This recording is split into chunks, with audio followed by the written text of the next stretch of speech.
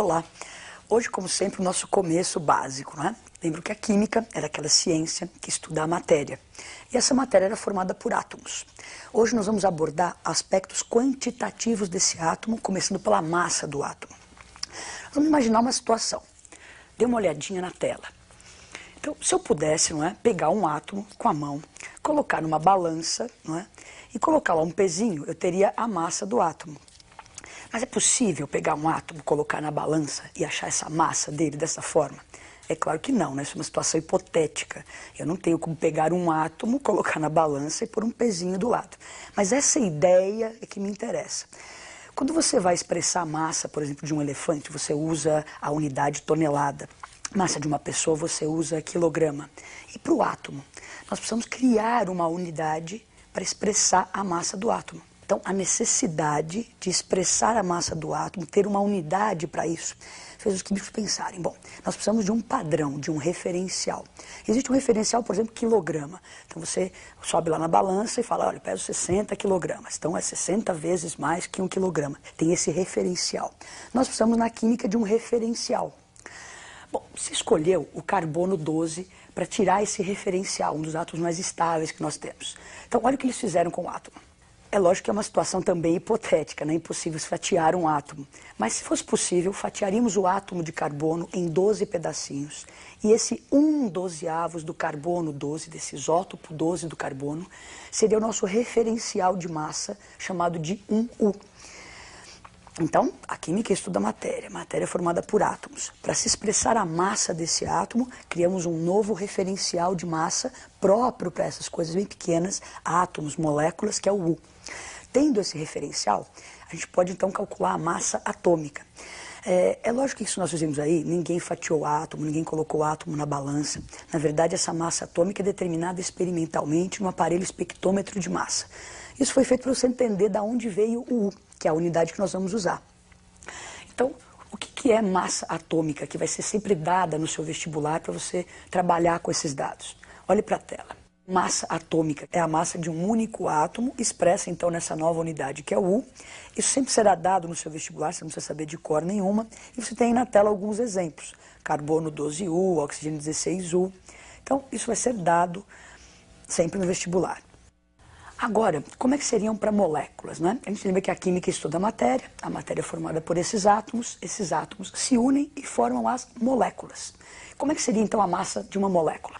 Então a massa molecular é a massa de uma única molécula, expressa na mesma unidade U, e eu vou obter como? Obtendo, somando a massa dos elementos que estão ali. Vamos ver alguns exemplos de massa molecular. Substância água. Está lá a massa molecular da água. Então nós temos o elemento hidrogênio e o elemento oxigênio. Aquele índice, você se lembra que indica a quantidade de átomos. Então nós temos 2 vezes o hidrogênio mais 1 vez o oxigênio. Substitua as massas atômicas que são dadas, o hidrogênio vale 1, o O vale 16, somo isso tudo, então eu tenho a massa da molécula de água 18U. Mais um exemplo, agora é o sulfato de alumínio, não é?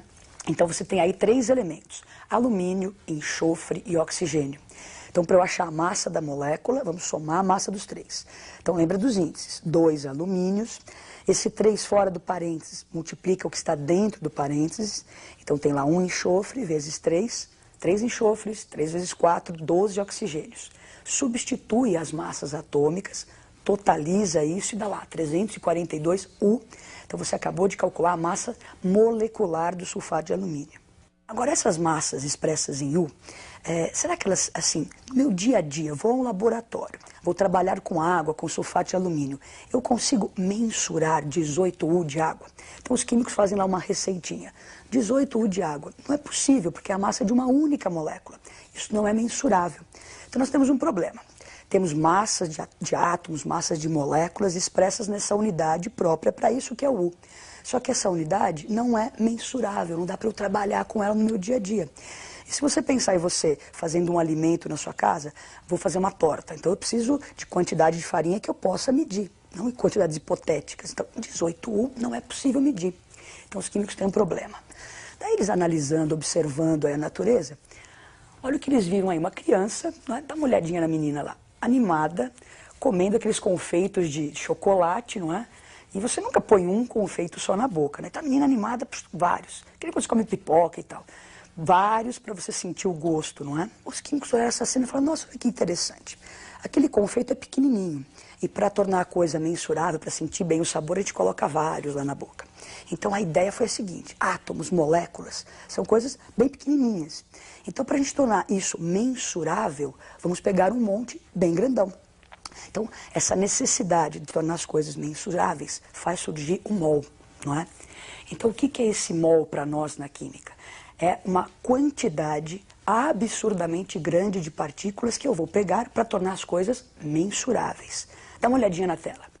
Os químicos criaram esse conceito aí, mol, não é? A palavra vem do grego, que significava um amontoado, um montinho. Então, mol é esse amontoado de partículas. Só que se lembrem, tem que ser um monte absurdamente grande, porque átomos, moléculas, são coisas absurdamente pequenas. Então, o mol está ligado a essa quantidade, 6,02 vezes 10 a 23 partículas. Então, para nós, na química, um quitandeiro, por exemplo, ele vai contar laranja, ele conta em dúzias. Então, a pessoa fala a palavra dúzia, vem aquele conceito de 12 unidades, não é? 12 coisas. Para nós, na química, nós vamos contar em mols. Então, eu peço lá, um mol, eu estou pedindo 6 vezes 10 a 23 partículas, e este número é conhecido como número de Avogadro. Então, criamos o mol. Vamos supor que eu fosse comprar átomos, comprar moléculas, eu iria comprar em punhadinho chamado de mol. Então, dá uma olhadinha na tela. Eu peço lá, eu quero 1 mol de átomos. Então, eu vou receber 6 vezes 10 a 23 átomos. Ou eu peço 2 mols de moléculas. Então, eu quero 2 montinhos com 6,02 vezes 10 a 23 moléculas. A gente viu que o mol é essa quantidade.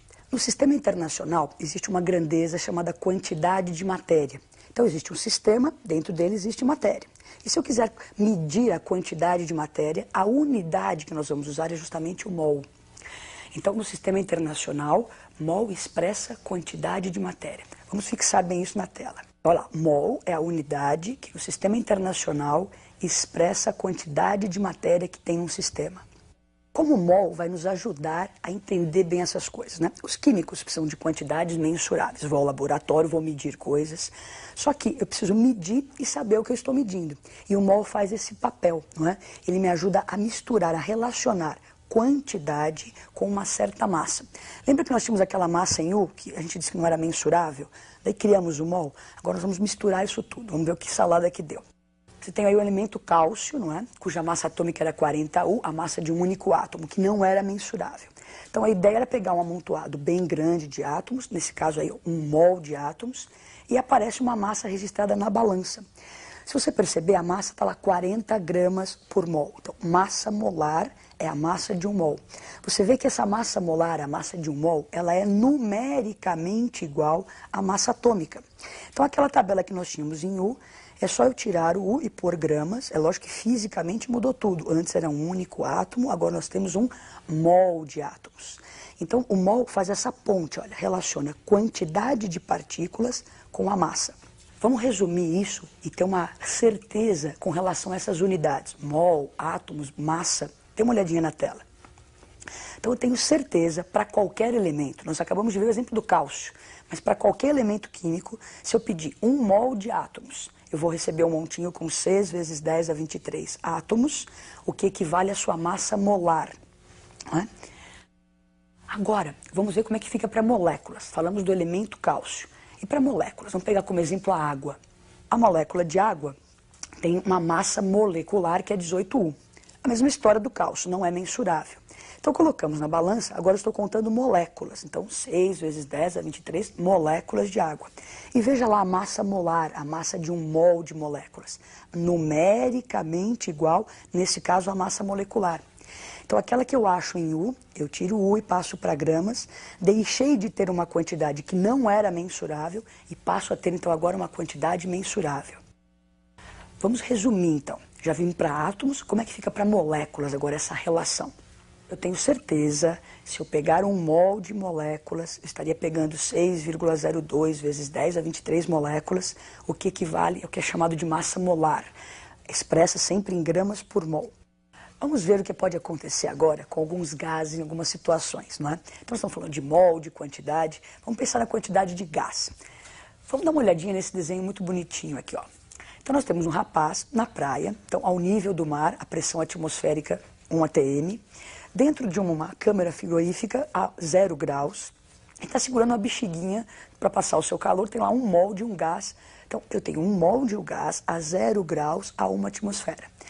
Então aquela bexiga vai ocupar um volume, que nós vamos chamar justamente de volume molar. Volume molar de um gás no que se chama de condições normais de temperatura e pressão, CNTP. Então a temperatura 0 graus, a pressão de 1 atmosfera, aquela bexiga iria ocupar um volume de 22,4 litros. Então, sempre que nós tivermos gases nessas condições normais de temperatura e pressão, o volume molar, o volume de 1 mol desse gás, será sempre 22,4 litros. Vamos fixar isso olhando para a tela. Então, nós temos 1 mol de moléculas, 6 vezes 10 a 23 moléculas, equivalem à massa molar, isso tudo nós já tínhamos visto. Agora, se ainda for um gás e estiver na CNTP, ainda posso dizer que ele vai ocupar 22,4 litros.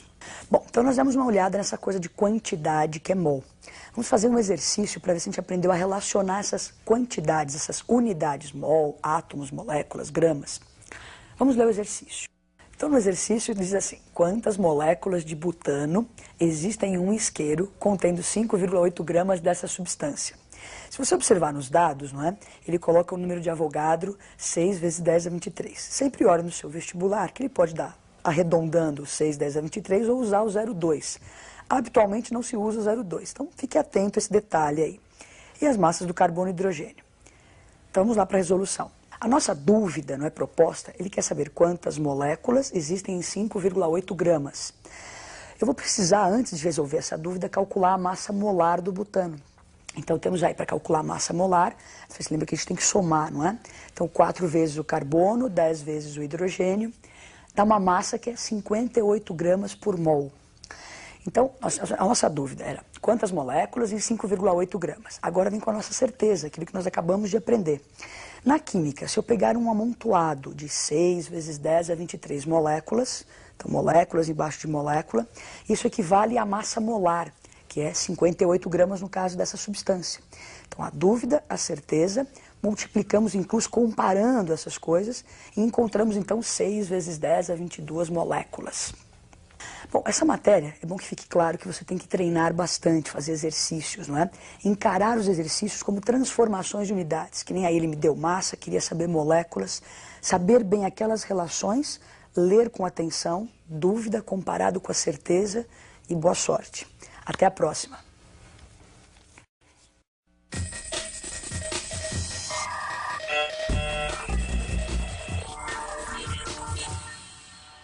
Olá! Hoje a nossa aula é sobre estequiometria. O nome pode parecer assustador, mas é uma coisa tranquila. Você no seu dia a dia já faz isso. Essa matéria é uma questão garantida no seu vestibular. Preste atenção, se concentre, que certeza é uma questão sobre isso. No seu dia a dia, por várias vezes, você manipula quantidades, não é? Vamos ver uma cena para você entender o que eu estou dizendo. Hoje à tarde, você animado lá fazendo um bolo. Dá uma olhadinha na tela. Você ou sua mãe começam a pegar lá um copo de leite, xícaras de farinha, não é? Então você está manipulando quantidades. Você vai seguindo uma receita e dá um bolo maravilhoso. Vamos supor que você convidou mais alguém e fala assim, nossa, acho que eu vou dobrar a receita. Então quando você vê uma receita de um bolo, ela tem 2 aspectos. Ela dá qualidade, quem são os ingredientes, e te dá quantidades. Se você vai dobrar a receita, você dobra a sua farinha? Claro que não, você dobra tudo para manter uma coisa chamada proporção. Na química, a mesma coisa.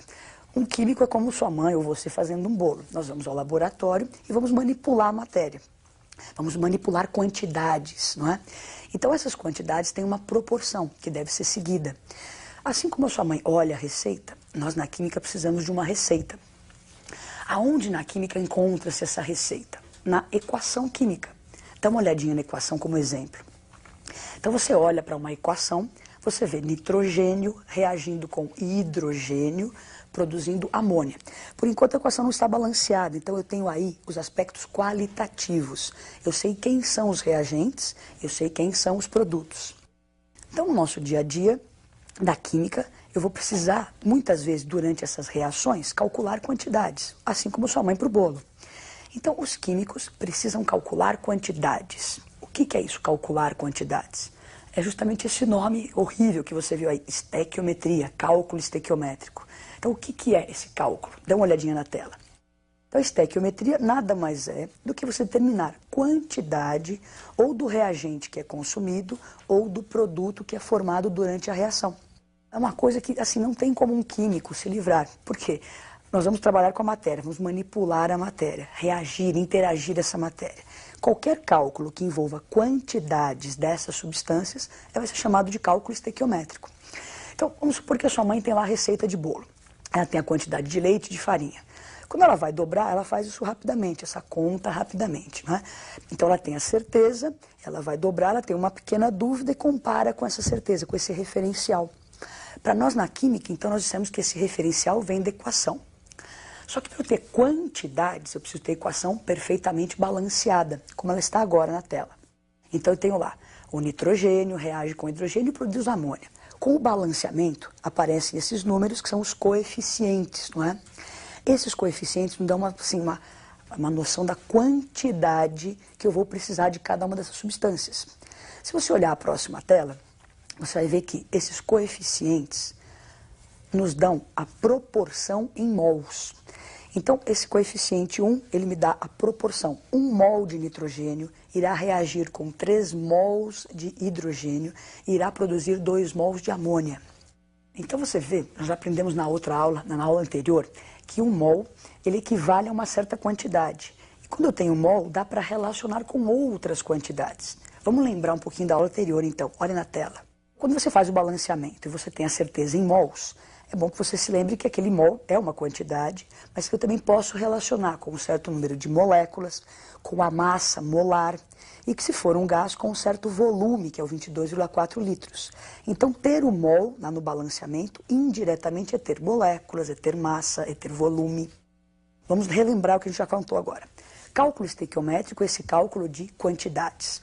Assim como a sua mãe calcula quantidades quando vai dobrar a receita, os químicos também vão calcular quantidades.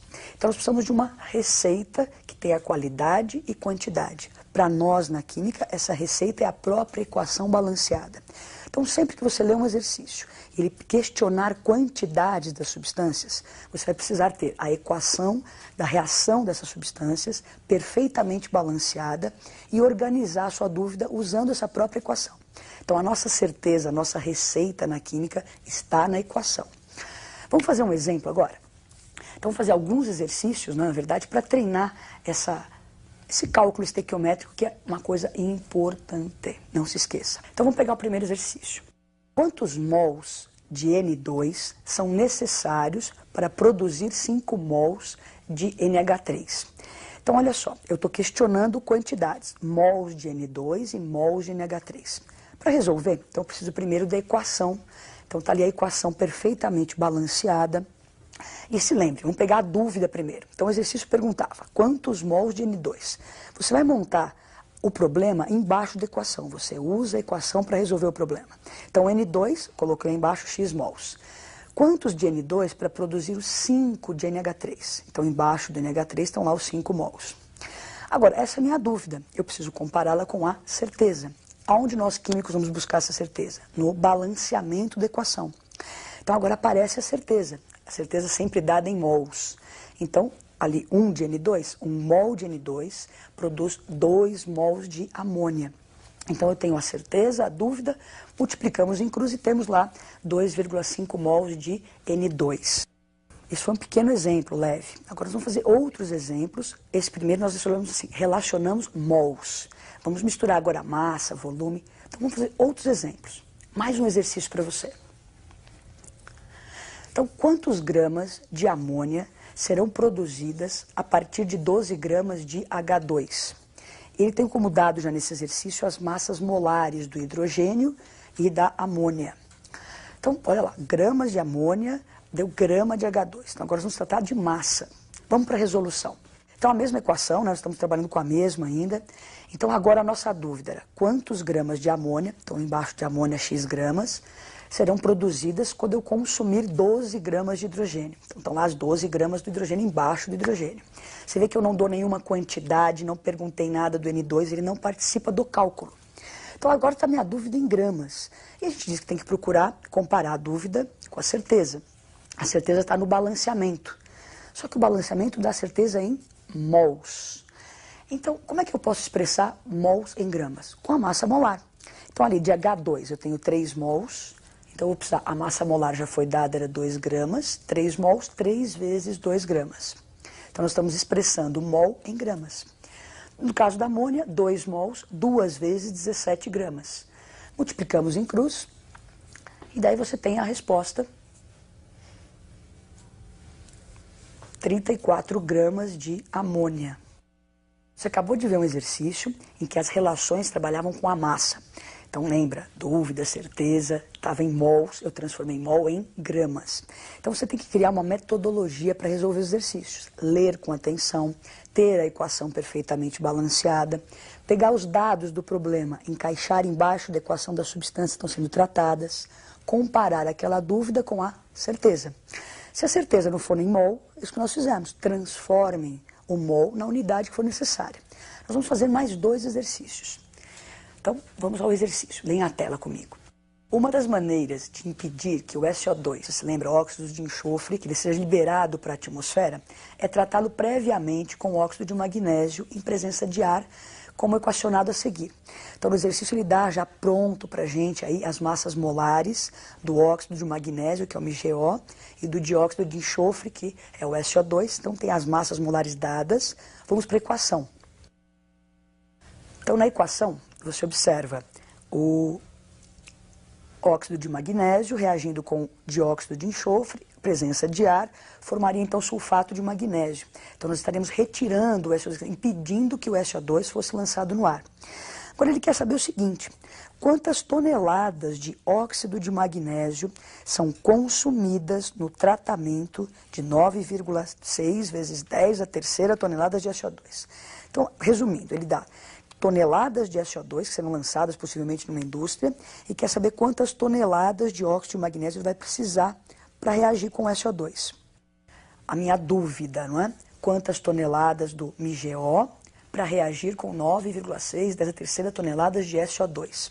Vamos para a resolução, então. Daí vou minha certeza. A certeza, você se lembra, que está no balanceamento da equação. Então, ali não tem nenhum número, quer dizer, 1 mol de cada uma das substâncias. Então, 1 mol, para se expressar em massa, lembra que tem a massa molar. Então, 1 mol do MgO, 40 gramas. 1 mol do SO2, 64 gramas. Você fala, nossa, mas está confuso, é grama, tonelada?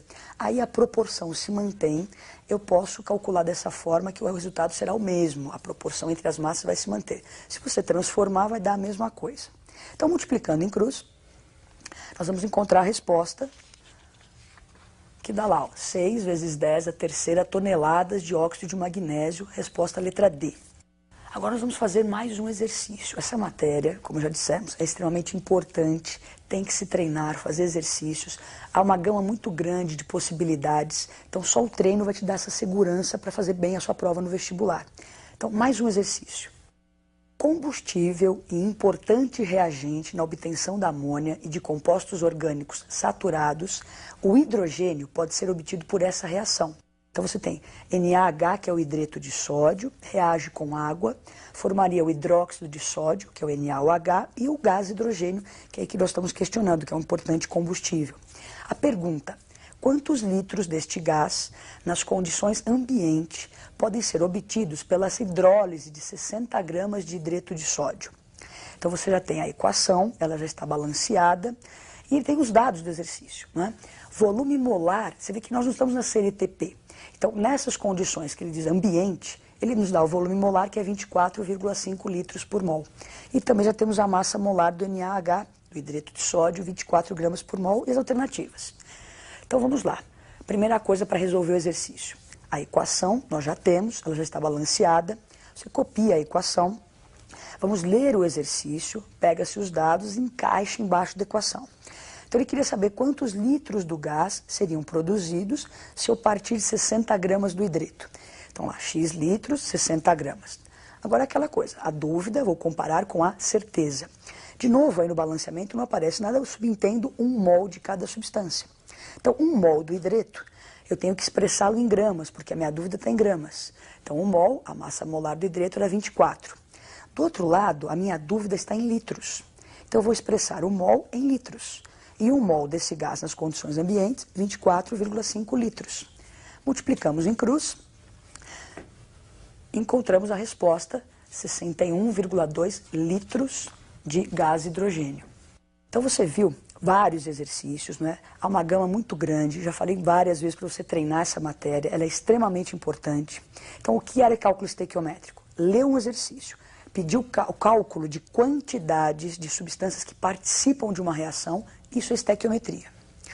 Então, ler, ter a equação, encaixar os dados, não é? É assim que tem que se fazer, com essa metodologia que nós vimos aí em vários exercícios. Treinem. Até a próxima aula.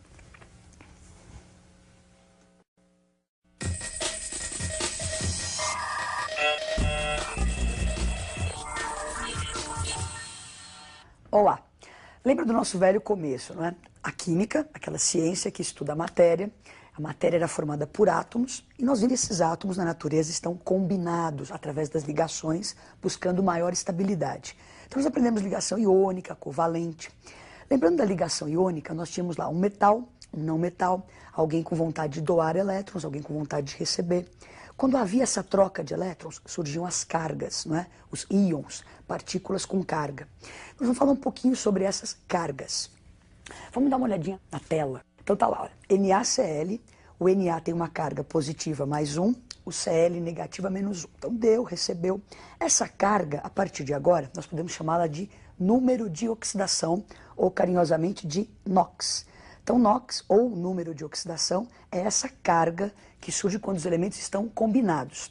Agora, se você olhar o outro exemplo, H2, a ligação é covalente. E nesse exemplo, com átomos iguais, 2 hidrogênios. Então não há a diferença de eletronegatividade entre eles, portanto não temos carga. Então aí a carga seria zero, uma partícula sem carga. A nossa aula agora vai o seguinte, nós vamos aprender a determinar o NOx das espécies químicas. Então você vai fazer um exercício, determine o número de oxidação dos elementos abaixo.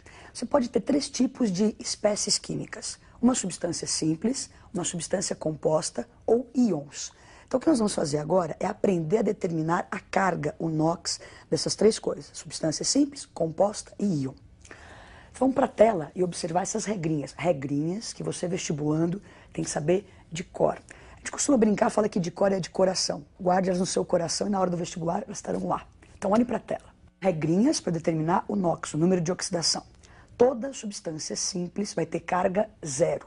Então lembra que era uma substância simples, composta e íons. Então substância simples, zero. Quando você tem uma substância composta, você vai ter várias regrinhas dentro dessa subdivisão aí. Então metais alcalinos, eu coloquei os mais importantes aí, o sódio, o potássio, mas são todos os metais alcalinos. E a prata tem carga sempre mais 1. Os alcalinos terrosos, os mais importantes, magnésio e cálcio, e o zinco, terão carga sempre mais 2. O alumínio tem carga sempre mais 3. Você pode se perguntar, nossa, mas por que é 1, por que é 2, por que é 3? Você se lembra da aula de tabela periódica. Os metais alcalinos têm 1 elétron na última camada, então na família 1A.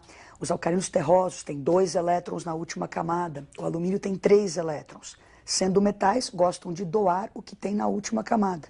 Por isso a carga ser mais 1, mais 2 e mais 3. O hidrogênio, ele normalmente, né, na maioria das vezes, tem essa carga mais 1, quando ele está ligado principalmente a não metais. Pode acontecer, é uma exceção, o hidrogênio está ligado a um metal, daí sua carga seria menos 1. Então, o oxigênio também, na maioria dos compostos, tem uma carga que é menos 2.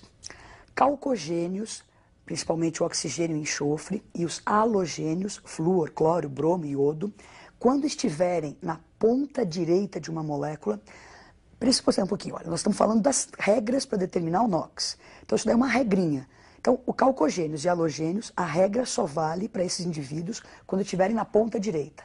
Então, os calcogênios valem menos 2 e os halogênios valem menos 1, só na ponta direita. Nós acabamos de ver as regrinhas de substâncias compostas. Muitos elementos estão faltando, a gente tem só alguns elementos na regra. Então, uma substância composta, o somatório do NOx total, quer dizer, a soma da carga total tem que dar 0. Então, uma substância composta tem carga total 0. Nós vamos pegar um exemplo do carbonato de sódio para mostrar isso, né? E os exercícios são mais ou menos nesta linha. Então, Então você tem aí o carbonato de sódio. Pelas regrinhas, nós vimos que o sódio tem carga +1 e que o oxigênio tem carga -2. Eu não sei a carga do carbono, preciso descobrir a carga do carbono. Bom, como eu tenho 2 átomos de sódio nessa estrutura, então eu vou fazer 1 vezes 2 e ali em cima então eu vou escrever a carga total de cada elemento. Então o sódio contribui com +2. -2 vezes 3 átomos de oxigênio, eu tenho uma carga total do oxigênio que é -6. Esse somatório da carga total, nós sabemos que tem que dar 0 por ser uma substância composta. Então imagine que número que eu coloco ali no carbono, né, que quanto que o carbono contribui para que a soma dê 0. Então, +4. Então, como só tem um átomo de carbono, o NOx do carbono nessa estrutura é +4. Então, agora nós vamos ver os íons, né? Primeiro caso, o íon simples. Então, íon é a partícula que tem carga, simples porque tem só um elemento. NOx é a carga do íon, quando eu tenho o íon simples. Então, o NOx é a própria carga. Agora, quando tiver um íon composto. Então, íon, partícula que tem carga, composto porque tem mais de um elemento, tem o S e o O. Aí, nesse caso, o somatório das cargas, né, o somatório da carga total, não é 0 como na substância composta. Aí o somatório tem que dar a carga do íon, que nesse exemplo é -2. Então, vamos fazer a continha. Como é que eu calcularia o NOx do enxofre, do oxigênio, nesse íon, SO4 e 2-. Então, você sabe que o oxigênio, está na regra, ele vale -2. Vezes 4, a carga do oxigênio nessa estrutura é -8. Como é um íon composto, o somatório tem que dar a carga do íon, que é -2. Então, quanto vale o enxofre nessa estrutura? Bom, para que a soma dê -2, o enxofre vale +6. Bom, então vamos fazer uma experiência para demonstrar uma reação de oxirredução. Então, você tem aqui dicromato de amônio, essa cor alaranjada é característica do dicromato, e temos aqui uma raspinha de magnésio. Nós vamos colocar fogo no magnésio, a combustão do magnésio vai liberar calor, que vai aquecer o dicromato, e nós vamos ver o fenômeno então que vai gerar aí. Olha lá, cuidado, não façam isso na sua casa sem o auxílio de um adulto, não é? Ou nem façam. Então, o magnésio queima com uma luz muito bonita, muito intensa, não é? Uma experiência bonitinha, a gente fala que parece um vulcãozinho. Então libera gás aqui, ó, você consegue ver umas fuligenzinhas. É muito bonitinha.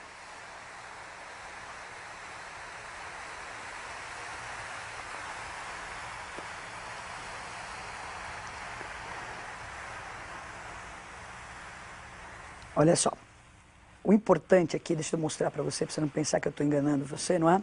Olha aqui o magnésio quando queima, forma óxido de magnésio, que é esse pozinho branco aqui, ó. Então o magnésio ele não participou da reação aqui, ele só deu o calor necessário para que se decompusesse, para que houvesse a decomposição do dicromato de amônio.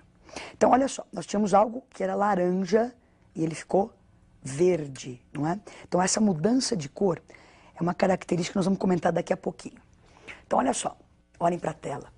Vamos equacionar as reações que aconteceram ali. Nós temos o magnésio, uma primeira reação, ele queima com o oxigênio do ar, formando óxido de magnésio, aquela coisinha branca que sobrou ao final. E a outra reação, que aconteceu com o calor liberado pela primeira, então está lá o dicromato de amônio, ele se decompõe em óxido de cromo, nitrogênio e vapor de água. Então aquele pó verde que sobrou é o óxido de cromo 3. E o gás que foi liberado ali, nitrogênio e vapor de água. Então você conseguiu, olhando para essa reação, equacionando a reação ali no quadro, você conseguiu enxergar os elétrons? Nós não conseguimos, não temos essa visão além do alcance, né, para enxergar elétrons numa reação. Mas o NOx é a carga, e essa carga está ligada ao número de elétrons de um elemento. Então, com a ajuda do NOx, nós vamos poder observar o que acontece com os elétrons durante essas reações que nós fizemos aqui. Vamos dar uma olhadinha no NOx dos elementos que participaram das reações. Olha lá. Nós temos o magnésio, substância simples, tem carga 0. O oxigênio, também substância simples, também tinha carga 0. O real que formamos, o óxido de magnésio, é uma substância composta. O magnésio alcalino terroso vale +2 e o oxigênio vale -2. Então, se você observa a reação, a substância entra de um jeito e sai do outro. Quer dizer, a carga, houve variação da carga, variação do NOx. Isso implica que o número de elétrons sofreu modificação. Então, o NOx é uma forma de você perceber o que ocorreu com os elétrons. Então, olha só, olhamos para a reação, vimos a variação do NOx. Isso indica que a reação é de óxido-redução. Então, uma reação em que ocorre transferência de elétrons, em que há variação do NOx, eu vou chamá-la de óxido-redução. Então, o que eu disse, você não consegue enxergar os elétrons para ver se houve ou não transferência de elétrons. Então, você faz o quê? Determina o NOx. Então, para gravar bem, olha para a tela lá. Então, uma reação de óxido-redução é aquela que tem transferência de elétrons, variação do NOx. Agora, nós vamos olhar de novo a reação e vamos especificar o que aconteceu com o magnésio e com o oxigênio. Nós vimos que é uma reação de oxidação, variou o NOx. Então, vamos olhar de novo para a reação. Então, tá lá, magnésio com carga zero, oxigênio zero, 2 mais e 2 menos. Então, vamos ver o que aconteceu exatamente com o magnésio. Então, a próxima tela vai te mostrar lá, o magnésio, que tem carga zero, foi para magnésio 2 mais. Então, o número de oxidação, o NOx, aumentou. Isso caracteriza o quê? Se ele tinha carga zero, prótons era igual a elétrons. Se ele ficou positivo, ele doou, ele perdeu elétrons. Então, durante essa reação, aconteceu uma oxidação. Então, o que é oxidar? É quando o elemento dá elétrons, o seu NOx aumentou. Então, o NOx aumentou, o elemento oxidou. Daí, o que aconteceu com o oxigênio? Vamos ver a próxima tela. Ele era zero, foi para menos 2, então a sua carga, o seu NOx, diminuiu. Isso caracteriza que ele recebeu elétrons. Esse processo em que o elemento recebe elétrons é chamado de redução. Então, oxidação, quando ele oxida, ele doou. Redução, quando ele reduz, ele recebe elétrons. Nós já sabemos o que é uma oxidação, já sabemos o que é uma redução. Vamos olhar a outra reação que tinha acontecido com o dicromato. Então, olha para a tela. Nós temos ali o dicromato, onde o cromo tem carga mais 6. E do outro lado, no produto, nós temos o cromo, o óxido de cromo 3, onde o cromo tem carga 3. Então, uma outra característica das reações de óxido-redução é essa mudança de cor. Então, o cromo 6 é aquela cor laranja bonita que nós vimos ali. Ele foi reduzido, né, sofreu uma redução a cromo 3, que tem a cor verde. Para as reações de óxido-redução, além de ter essa transferência de elétron, uma coisa que é bom que a gente lembre é essa mudança de cor. Agora, nós vamos voltar a falar dessas reações de óxido-redução. Mas um outro aspecto agora. Nós tínhamos lá o magnésio, que é a reação mais simples. O magnésio, o oxigênio, formando óxido de magnésio. A reação acontece porque o magnésio encontra o oxigênio. Quando eles se encontram, o magnésio tinha vontade de dar elétrons e o oxigênio vontade de receber. Então o magnésio foi lá e doou elétrons. Então, na hora que ele está doando, ele provoca no oxigênio a redução. E o contrário, o oxigênio, a hora que recebe o elétron, provoca no magnésio a oxidação. Meio confuso isso, né? Mas nós vamos organizar isso direitinho. Esse provocar a gente chama de agente oxidante e agente redutor. Vamos organizar essa bagunça toda na tela. Olha lá. Nós tínhamos lá o magnésio, que vai de 0 para mais 2. Ele, magnésio, oxidou. A hora que ele dá, ele provoca no oxigênio a redução. O oxigênio de 0 para menos 2 recebeu. Ele provocou no magnésio a vontade de dar. Então, quem é o agente oxidante, quem é o agente redutor? Vamos ver a próxima tela. O agente redutor é a substância que contém o elemento que sofre oxidação. O agente redutor é aquela substância que provoca a redução. Então, olha, a substância sofre oxidação, provoca a redução. Então, no nosso exemplo, o redutor é o magnésio. Quem é o agente oxidante, né? Então, o agente oxidante é a substância que contém o elemento que sofre redução. Quer dizer, é a substância que provoca a oxidação. Então, olha, eu provoco a oxidação, eu sofro redução. Então, no nosso exemplo, o oxidante era o oxigênio. Nós aprendemos hoje a determinar o NOx, aprendemos a identificar uma reação de óxido-redução. Lembre-se que uma reação de óxido-redução é aquela que tem a transferência de elétrons, a variação do NOx. E aprendemos a identificar quem é o agente oxidante e redutor. Espero que tenha ficado claro que sempre o agente oxidante e redutor você procura no primeiro membro, do lado dos reagentes. São as substâncias que se encontram e uma provoca algo na outra. E até a próxima aula. Estudem.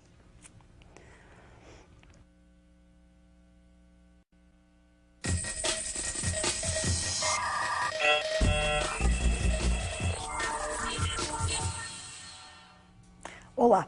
Hoje nós começamos uma nova etapa do nosso curso, não é? A parte de físico-química, uma parte extremamente importante, uma das matérias que mais cai no nosso vestibular. Nós vamos começar essa aula, que o nome da aula é Soluções, observando uma cena cotidiana do seu dia a dia. Então você levanta de manhã, pega lá o seu leite, o seu achocolatado e Olha para a tela. Animado, não é? Prepara o seu leite achocolatado e quando você coloca o chocolate no leite, você percebe que esse chocolate dissolve no leite. Então você acabou de fazer uma dissolução, não é? Então achocolatado no leite, se alimenta, aquela coisa feliz logo de manhã. Ao longo do seu dia, várias vezes você se depara com soluções. O ar que você respira é uma solução, não é? O que vem a ser uma solução? Qualquer mistura homogênea, para nós na química, é uma solução. Lembra que mistura é a reunião sem que haja uma transformação. Homogênea, que tem só uma fase. Então dá uma olhadinha na tela. Se você tem um gás ou um sólido dissolvido em um líquido, esse gás ou sólido são o soluto. E esse líquido vai ser o solvente. Então agora é o seguinte, olha, sabemos que é a solução, mistura homogênea, soluto, solvente, sabemos identificar quem é o soluto, quem é o solvente. Agora outra coisa do seu cotidiano, você adora chocolate, né? Com chocolate com leite. Você fala assim, nossa, vou colocar 4 quilos de chocolate nesse copinho de leite. É possível? Claro que não, não é? Então há um limite para essa solubilidade. Então num copo de leite você tem lá um limite de chocolate que pode ser dissolvido. Tem pessoas que têm o hábito de tomar leite quente no inverno e leite frio no verão. Não sei se você faz isso. Com o leite quente, você percebe que o chocolate parece que dissolve melhor, mais rápido, é mais eficiente a coisa. Então, a solubilidade, você percebeu que ela tem um limite e parece que esse limite está ligado à temperatura, que nem o leite quente, leite frio. Nos vestibulares, essas informações são dadas para você, através de um negócio chamado coeficiente de solubilidade. Então, vamos olhar um pouquinho na tela. Então, o coeficiente de solubilidade é a quantidade máxima do soluto capaz de se dissolver numa quantidade padrão, numa quantidade fixa de solvente, a uma dada temperatura. Então, nós dependemos da temperatura. Nós vamos fazer agora um exemplo, que tipos de soluções eu posso preparar. Então, conhecendo o coeficiente de solubilidade, nós vamos pegar como exemplo o nitrato de potássio, e vamos preparar 3 soluções diferentes com nitrato de potássio. Dá uma olhadinha na tela. O coeficiente de solubilidade do nitrato de potássio é 20,9 gramas de nitrato de potássio em 100 gramas de água a 10 graus Celsius. O que você entende quando você vê essa informação? Se eu tiver 100 gramas de água a 10 graus Celsius, dá para eu dissolver no máximo 20,9 gramas de KNO3. Então agora vamos pegar a próxima tela e vamos preparar soluções. Então nós temos um primeiro potinho com 100 gramas de água, estamos a 10 graus Celsius. Nós vamos acrescentar nesse primeiro potinho 10 gramas do nitrato de potássio. Me preparei a solução. A quantidade que eu coloquei do soluto é inferior àquela limite, que era 20,9. Então você acabou de preparar uma solução que é classificada de insaturada. Então solução insaturada é aquela que a quantidade do soluto é menor que o limite permitido pelo coeficiente de solubilidade. Mais um potinho. Aí você tem também 100 gramas de água, estamos a 10 graus Celsius. Agora, nesse segundo potinho, nós colocamos exatamente 20,9 gramas do KNO3. Então, nós colocamos exatamente o limite. Você acabou de preparar uma solução que é classificada como saturada. Então, solução saturada é aquela que está no limite. Um terceiro potinho, 100 gramas de água, a 10 graus Celsius. E agora nós colocamos 25 gramas do KNO3. Quer dizer que nós ultrapassamos o limite de solubilidade. Você percebe que se forma um corpo de fundo, não é? Você ultrapassa o limite, não vai se dissolver tudo, só dissolve 20,9. Então nós temos uma solução que é saturada com corpo de fundo. Agora os químicos, né? Essa solubilidade, ela oscila com a temperatura. Então os químicos falam o seguinte, bom, se a 10 graus dissolve tanto, a 20 vai dissolver quanto? E organizam esses dados, quer dizer, variando a temperatura, como varia a solubilidade, organizam isso numa curva chamada de curva de solubilidade, que nós vamos observar na tela. No nosso exemplo lá do nitrato de potássio, então nós fizemos a experiência a 10 graus. Aí você tem a curva mostrando a solubilidade desse sal em 100 gramas de água em várias temperaturas. Os pontos que formam a curva são justamente as soluções saturadas, são o limite da solubilidade em várias temperaturas. Qualquer ponto que esteja abaixo da curva, nós teremos uma solução insaturada. Bom, se você observar essa curva, ela começa a coisa crescente, a solubilidade aumenta com o aumento da temperatura. Quer dizer que a temperatura, o calor aí, foi bem-vindo, aumentou a solubilidade. Isso caracteriza uma dissolução endotérmica, uma dissolução que absorve calor. Já num outro exemplo, nós temos aí a curva de solubilidade do hidróxido de cálcio em 100 gramas de água. Olha o que aconteceu. a solubilidade vai diminuindo com o aumento da temperatura. Então, essa dissolução é uma dissolução exotérmica. Você dissolve o sal, a substância, no caso é uma base, não é? Dissolve a base em água, essa dissolução libera calor. Então, se você aquece, dificulta a solubilidade, vai ficando cada vez menor. Agora vamos imaginar uma outra situação corriqueira. Uma tia sua passando mal, nervosa, você fala assim, dá água com açúcar para ela.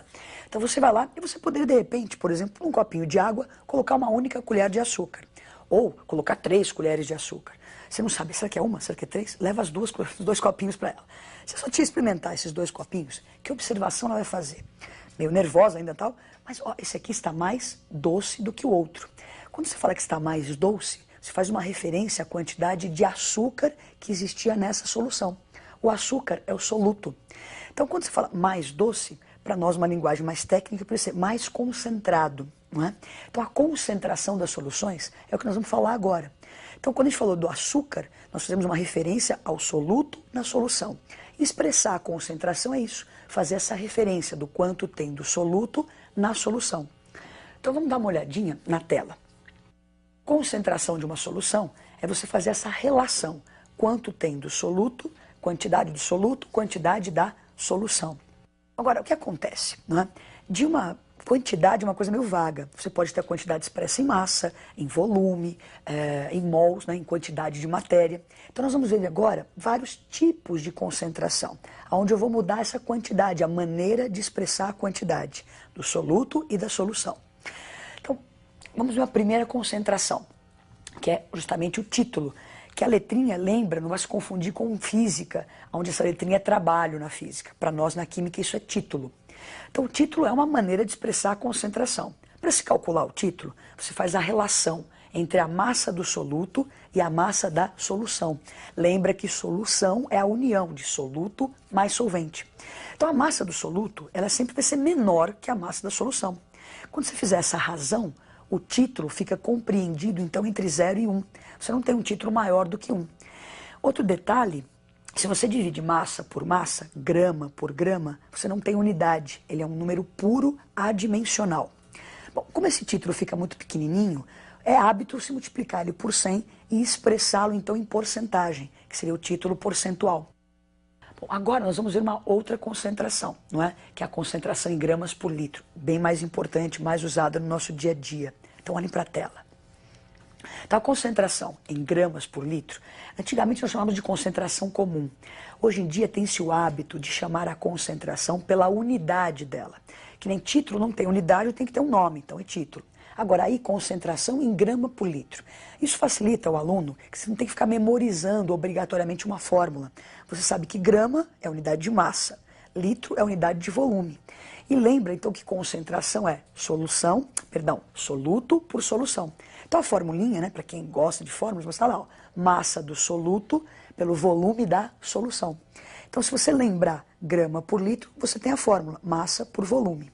A unidade, grama por litro. O que significa? Você pega uma solução e lê no rótulo, temos aqui uma solução que apresenta a concentração 40 gramas por litro de NaOH, hidróxido de sódio, em água. O aluno pensa assim, bom, deve ser 40 gramas em 1 litro de água. Cuidado com isso. Não é 1 litro de água. Lembra que é massa do soluto pelo volume da solução. Como é que se prepara, então, uma solução 40 gramas por litro de NaOH em água? Então vamos dar uma olhadinha na tela. Então você primeiro pesa, né, 40 gramas de NaOH, põe num potinho menor e dilui com um pouquinho de água. Depois você leva para um balão volumétrico, que é o que a gente usa na química para preparar soluções. Então supondo que eu pegue um balão de 1 litro. Então eu coloquei aquelas 40 gramas já com um pouquinho de água, já diluído. Agora eu completo o volume até 1 litro. Então eu tenho uma solução que tem 40 gramas de NaOH em 1 litro de solução. Eu completei com água, não pus 1 litro de água. Espero que isso tenha ficado bem claro, é 1 litro de solução. Agora nós vamos ver uma outra concentração, extremamente importante para nós vestibulandos aí. Lembra que os químicos expressam a quantidade de matéria em mol? Então uma das concentrações mais usadas na química é a que relaciona quantidade de matéria, número de mols, por volume. Dá uma olhadinha no quadro. Então, lá, concentração em quantidade de matéria por litro, ou seria mol por litro. Então, a quantidade de matéria, ou o número de mols do soluto, pelo volume da solução. A unidade é mol por litro. Antigamente você encontrava, você pode encontrar ainda, né? Você não deve usar, mas você pode encontrar também a unidade escrito molar. Então, mol por litro ou molar. Não é mais usual. Interessante você colocar mol por litro. Existe mais uma concentração que tem aparecido nos vestibulares, que é partes por milhão. O nome já traduz, parte por milhão. Olha para a tela. Então eu tenho lá concentração em partes por milhão. O símbolo é ppm, não é? Então é uma parte do soluto em 1 milhão da solução. Agora, nós já vimos um pouquinho de concentrações. Temos a concentração no título, a concentração em grama por litro, quantidade de matéria por litro. Nós vamos fazer um exercício falando de quantidade de matéria por litro, que é o que é mais importante. Então vamos dar uma lidinha no exercício. Sabendo-se que 100 mililitros de leite integral há cerca de 120 miligramas de cálcio. Calcule a concentração do cálcio no leite em mol por litro. O importante quando você lê isso, não é? Você observa que ele está perguntando a concentração do cálcio no leite. Então o cálcio é o soluto e esse leite é a solução. Primeiro detalhe, então, nós temos que calcular o número de mols do cálcio, número de mols do soluto. Ele nos deu a massa desse cálcio, 120 miligramas. Primeiro passo, então, transformar de miligrama para grama, porque nós trabalhamos com grama. Então, 120 miligramas, quantos gramas? 1 grama, 1000 miligramas. Então, deram 120 gramas de cálcio, é o que eu tenho naquele copinho. Agora eu vou transformar gramas em mol. Então eu tenho lá 0,120 gramas, vou transformar isso em mol, porque eu preciso do número de mols do soluto. Eu sei que o cálcio, cada mol equivale a 40 gramas. Então multiplicando em cruz, 0,03 mols de cálcio. Agora então esse é o número de mols de cálcio que estavam naquele copo de 100 ml. Eu preciso calcular a concentração em mol por litro, em cada 1000 ml. Então se tem 0,03 mols em 100 ml, em 1000 eu vou encontrar 0,03 mols por litro. Bom, então nós aprendemos hoje tudo sobre concentração, soluções. Façam exercício, é importante treinar, sempre treinar, é fundamental. E até a próxima aula.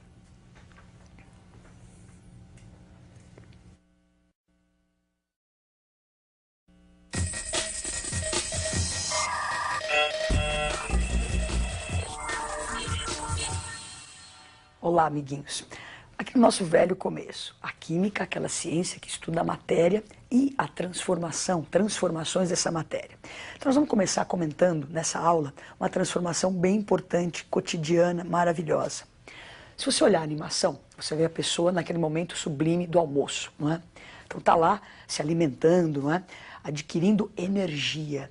Na digestão dos alimentos, o nosso corpo, além de outras coisas, adquire energia. Na queima, na quebra dessas substâncias todas, você absorve energia que mantém seu corpo aquecido.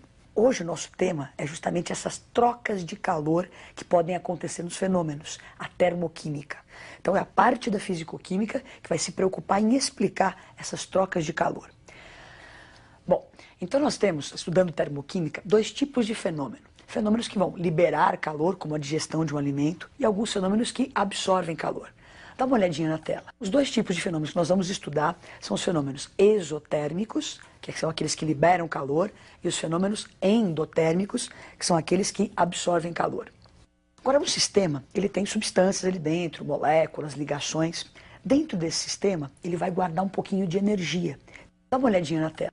Um sistema, ele armazena energia cinética, potencial, química. Esse somatório de energia está lá guardadinho. Durante uma transformação, durante um fenômeno químico, essa energia pode ser liberada ou absorvida. Dá uma olhadinha na tela de novo. O sistema pode liberar energia para o universo, uma reação exotérmica. Ou esse sistema pode absorver energia desse universo, uma reação endotérmica. Agora nós vamos tentar explicar por que uma reação libera calor, por que uma reação absorve calor. Então nós vamos pegar como exemplo a combustão da madeira. Dá uma olhadinha na animação ali. Então a madeira queimando, aquilo que eu observo eu chamo de sistema. Então eu estou olhando a fogueira, aquilo é o meu sistema. O universo é tudo que está ao redor desse sistema. Então você percebe, estando próximo a uma fogueira, que o calor migra do sistema para o universo, uma reação exotérmica. como que uma reação libera calor? Então você tem um estado inicial e um estado final. Substâncias diferentes no início, diferentes no final.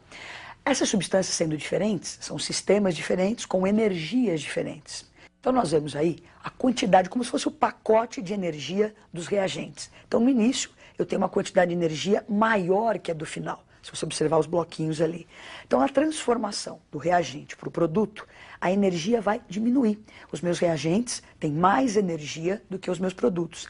Essa sobra de energia, não é, vai ser liberada na reação. Então uma reação ela é exotérmica, ela libera calor quando o reagente tem mais energia que o produto. Um outro exemplo, né, uma coisa também banal no seu dia a dia, estendemos a roupa no varal. Essa roupa seca melhor num dia quente. Por quê? Dá uma observada na tela. Então está lá a roupa molhada, quer dizer, temos água líquida.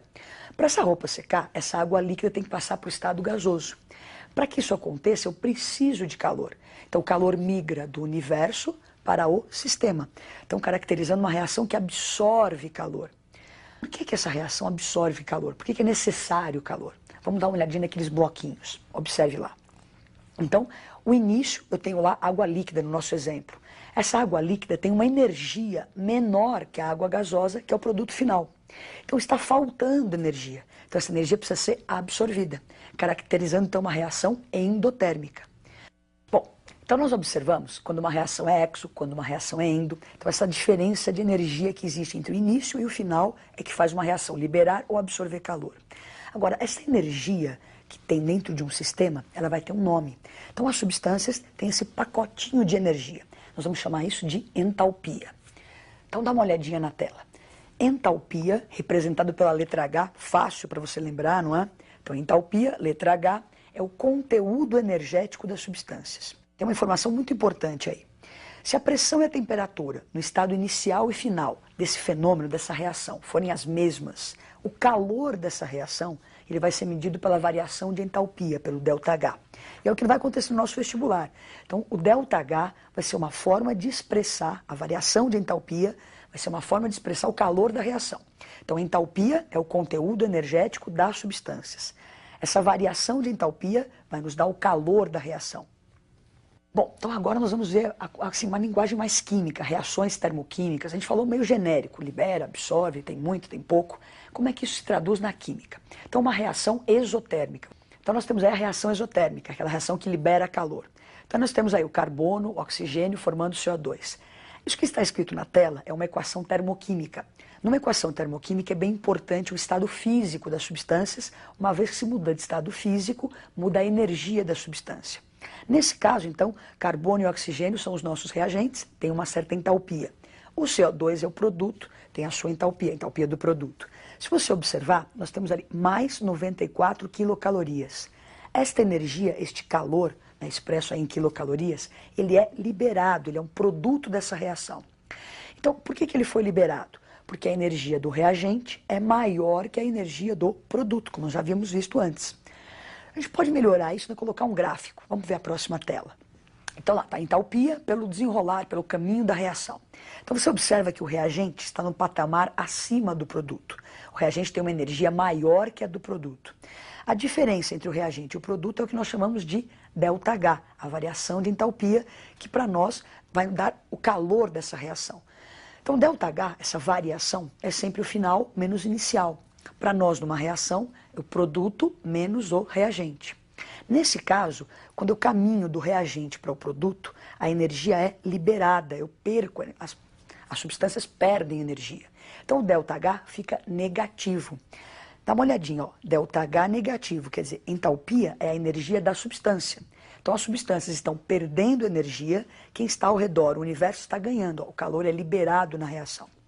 Se você observar a próxima tela, a gente vai poder representar a equação termoquímica também indicando o ΔH. Na primeira representação nós tínhamos lá mais 94 quilocalorias, o calor liberado.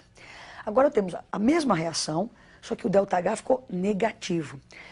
Acho que não sei se você entendeu, vamos especificar isso melhor. Eu passo um cheque para alguém, no meu extrato bancário aparece um saldo negativo, menos R$10, por exemplo.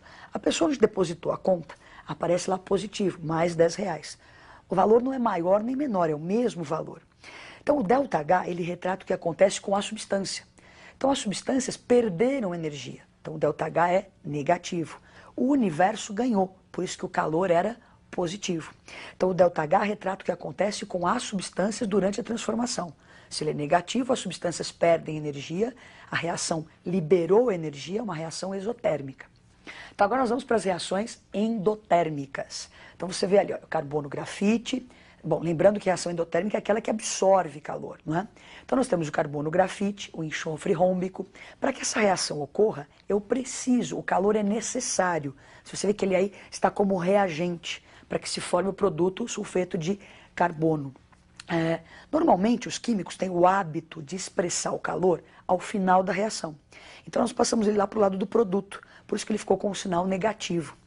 Então durante essa reação, não é, você tem a entalpia dos reagentes, ela é menor que a entalpia do produto, por isso que eu preciso de energia. Então lembra, endotérmica, a energia do reagente é menor que a do produto. Então você pode observar no gráfico entalpia pelo caminho da reação. Então nós temos o reagente com uma energia menor que a do produto. Então ao longo da reação, o reagente absorve energia, o calor é absorvido. Então o ΔH, que é essa diferença, essa variação de entalpia, continua sendo produto menos reagente.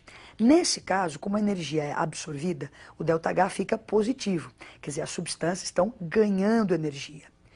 Vamos lá formalizar a reação. Então olha lá. A primeira nós vimos então que nós temos o calor ficou negativo no final da reação. Agora voltamos para a mesma reação e nós podemos então expressar o ΔH dessa reação. Então o ΔH positivo. Então lembra que o calor estava negativo, indicando que o calor tinha sido absorvido. O que significa um ΔH positivo? Que as substâncias absorvem energia. Posso calcular esse calor de uma reação experimentalmente num laboratório, num aparelhinho chamado calorímetro. Mas muitas reações ficam complicadas de se realizar dentro desse calorímetro. Então os químicos desenvolveram métodos teóricos para se calcular o calor de uma reação, o ΔH dessa reação. Nós vamos aprender um desses métodos, que é através da lei de Hess. Então vamos observar o quadro e entender primeiro o que é essa lei de Hess e o que ela me possibilita. Dá uma olhadinha lá. Então eu tenho um estado inicial e um estado final. O meu objetivo é sair do início, né, de A, e chegar em B. Eu posso usar dois caminhos. Então você tem um caminho laranja e tem um caminho verde ali, não é? Então nesse caminho laranja eu tenho uma energia Q1 envolvida. No caminho verde eu tenho uma energia Q2 e Q3. Então o que acontece? Por exemplo, uma viagem que você faça, não é? Eu posso ir direto de Santos para Campos do Jordão, não é? Ou eu posso ir de Santos, parar em São José, depois chegar lá em Campos do Jordão. Então eu tenho caminhos diferentes para seguir. Mas a variação de altitude, por exemplo, nessa minha viagem não vai ser a mesma? Saio de Santos e chego em Campos do Jordão. Para nós, na química, o Hess percebeu isso. A variação de energia térmica de um fenômeno não interessa o estado intermediário, só me interessa o estado final e o estado inicial. Então, a energia envolvida, indo por esse caminho direto ou fazendo uma paradinha, é a mesma. Então, a lei de Hess me garante que Q1 é igual a Q2 mais Q3. Então a lei de Hess nos possibilita esse calor que nós colocamos ali, por trás do calor existe uma reação, um fenômeno acontecendo. Então o Hess nos garante que eu posso somar equações químicas como se fossem equações matemáticas. Então somando equações, somando calores dessas equações, eu posso achar o calor de uma outra equação. Nós vamos pegar um exemplo para ver como é que isso acontece, não é? Preste atenção. 2 de grafita mais oxigênio dando 2 de CO. Então, como você observa, nós temos uma primeira equação onde o calor ΔH ele é desconhecido. Então, o nosso objetivo é calcular esse ΔH. Essa equação, 2 de grafite mais O2 dando 2 de CO, ela é uma equação complicada de se fazer num calorímetro. Por isso, nós vamos usar a lei de Hess, que é uma maneira teórica de se calcular o ΔH. Então, são dadas a equação 1 e a equação 2, onde aparecem substâncias que são comuns às equações. Então, na primeira equação, na nossa equação procurada, né, nós temos grafite, na equação 1 também aparece grafite. Oxigênio, nós temos nas 3 equações. E o CO, que eu quero como produto na nossa primeira equação, na equação procurada, ele é dado, ele aparece na equação número 2. Então, qual é o nosso objetivo? Somar a equação 1 e 2 e chegar na equação procurada. Então, a primeira substância que aparece na minha equação procurada é o carbono grafite. Na equação 1, nós temos o carbono grafite. Só que eu preciso de 2 mols e na equação dada, que é a número 1, só tem 1 mol. Então vamos ver a próxima tela? Bom, então nós temos lá o carbono grafite, que era um reagente, nós precisamos de 2 mols, então vamos multiplicar a equação 1 por 2. Então, quando eu multiplico a equação 1 por 2, multiplico toda a equação, inclusive o ΔH, como você observa na tela. Então, toda a equação multiplicada por 2, inclusive o calor. Agora, outra substância que eu precisava naquela equação procurada era o monóxido de carbono, o CO. Só que o CO na equação procurada ele é produto. E na equação 2 ele aparece, só que aparece como reagente. Então o artifício que a gente usa é inverter a equação, como se fosse matemática, inverte a equação. O que é produto você escreve como reagente, o que é reagente você escreve como produto. Só que acontece o seguinte, se você inverte a equação, ela deixou de ser exotérmica e passa a ser endotérmica. Então o ΔH fica positivo, como você observa ali. Tudo que você fizer na equação vai ser refletido no ΔH. Agora nós vamos, usando a lei de Hess, somar essas duas equações, não é? E ver se a gente conseguiu obter aquela equação procurada. Na hora que eu somo essas duas equações, eu posso cancelar as mesmas substâncias que estão em lados opostos. Então você vai poder cortar aí 2 de CO2 com 2 de CO2. Vamos poder cortar o oxigênio que está à direita com o oxigênio da esquerda, sobrando então lá um oxigênio. Somo tudo, então sobrou nessa somatória 2 de grafite, 1 de oxigênio e 2 do CO. Então chegamos na equação procurada. Agora é só somar os calores. Então você pode ver a próxima tela, não cabia tudo numa tela só. Então está aí na próxima tela, multiplicado por 2 o ΔH da primeira, invertemos a segunda, somei e encontrei o ΔH da equação procurada. Então usando a lei de Hess, soma-se equações, chega na equação procurada e tem sua resposta. Bom, é bom você treinar mais alguns exercícios da lei de Hess, não é? Esse somatório de equações costuma cair nos vestibulares. Então hoje o nosso tema foi termoquímica. Então nós aprendemos por que uma reação libera, absorve calor e como calcular o ΔH dessas reações com a lei de Hess. Então até a próxima aula. Bom estudo!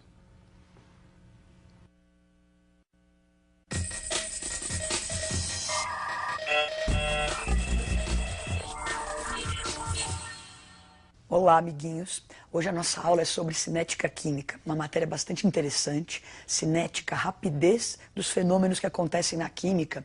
Você pode pensar que isso não tem nada a ver com o seu dia a dia, mas pelo contrário, você, no seu dia a dia, manipula a rapidez das reações. Se você observar agora essas duas cenas do cotidiano, você vai perceber como você manipula essa rapidez. Então, olhando lá, você chegou à noite em casa, pega um bolo da geladeira, né, animado, aquela fome, tem lá sucos e etc. Por que você guarda os alimentos na geladeira? Com o objetivo de conservá-los, não é? Que a sua decomposição se retarde. Outra cena, você pegou umas batatinhas e tal, e vai cozinhar as batatas. Aí você cozinhar mais rápido, para que se cozinhe mais rápido, coloque elas na panela de pressão. Então, olha, cozinhar mais rápido, o alimento não se decompor. Então, você está manipulando a rapidez das reações. Bom, então nós vamos tentar explicar ao longo dessa aula por que na panela de pressão a batata cozinha mais rápido, por que na geladeira, eu sei que acontece, eu ponho na geladeira, ele não estraga tão rápido, mas por quê? Esse é o objetivo da aula, entender os porquês da rapidez de uma reação. Bom, vamos olhar para uma reação química então. Tá lá, H2 mais I2 formando 2 de HI. É uma reação que eu conheço, né? Eu sei que ela acontece. Lembra que o primeiro membro são os reagentes, o segundo membro são os produtos. Como que esses reagentes se transformam nesse produto? Olha só, para você vai uma festa, por exemplo, você olha, tem várias pessoas, você não se apaixona por todo mundo, não é? Então, de repente, alguém desperta um certo interesse, uma certa afinidade. As substâncias químicas também. Elas têm que ter uma certa afinidade para que ocorra a reação. Bom, tendo essa afinidade, você ficou afim de alguém, você não vai lá e conversa, estabelece um contato. As moléculas também. Então, elas estando afim, tendo um contato, há um primeiro passo para a reação acontecer.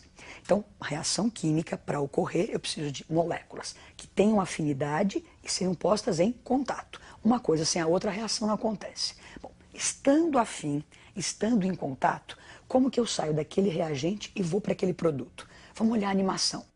Então, na animação, você vê a molécula de H2 interagindo com a molécula de 2. Como que é essa interação? Há um choque entre essas moléculas. Então, H2 vem, colide com o I2, quebram-se as ligações antigas e formam-se as ligações novas, formando então o produto 2 de HI.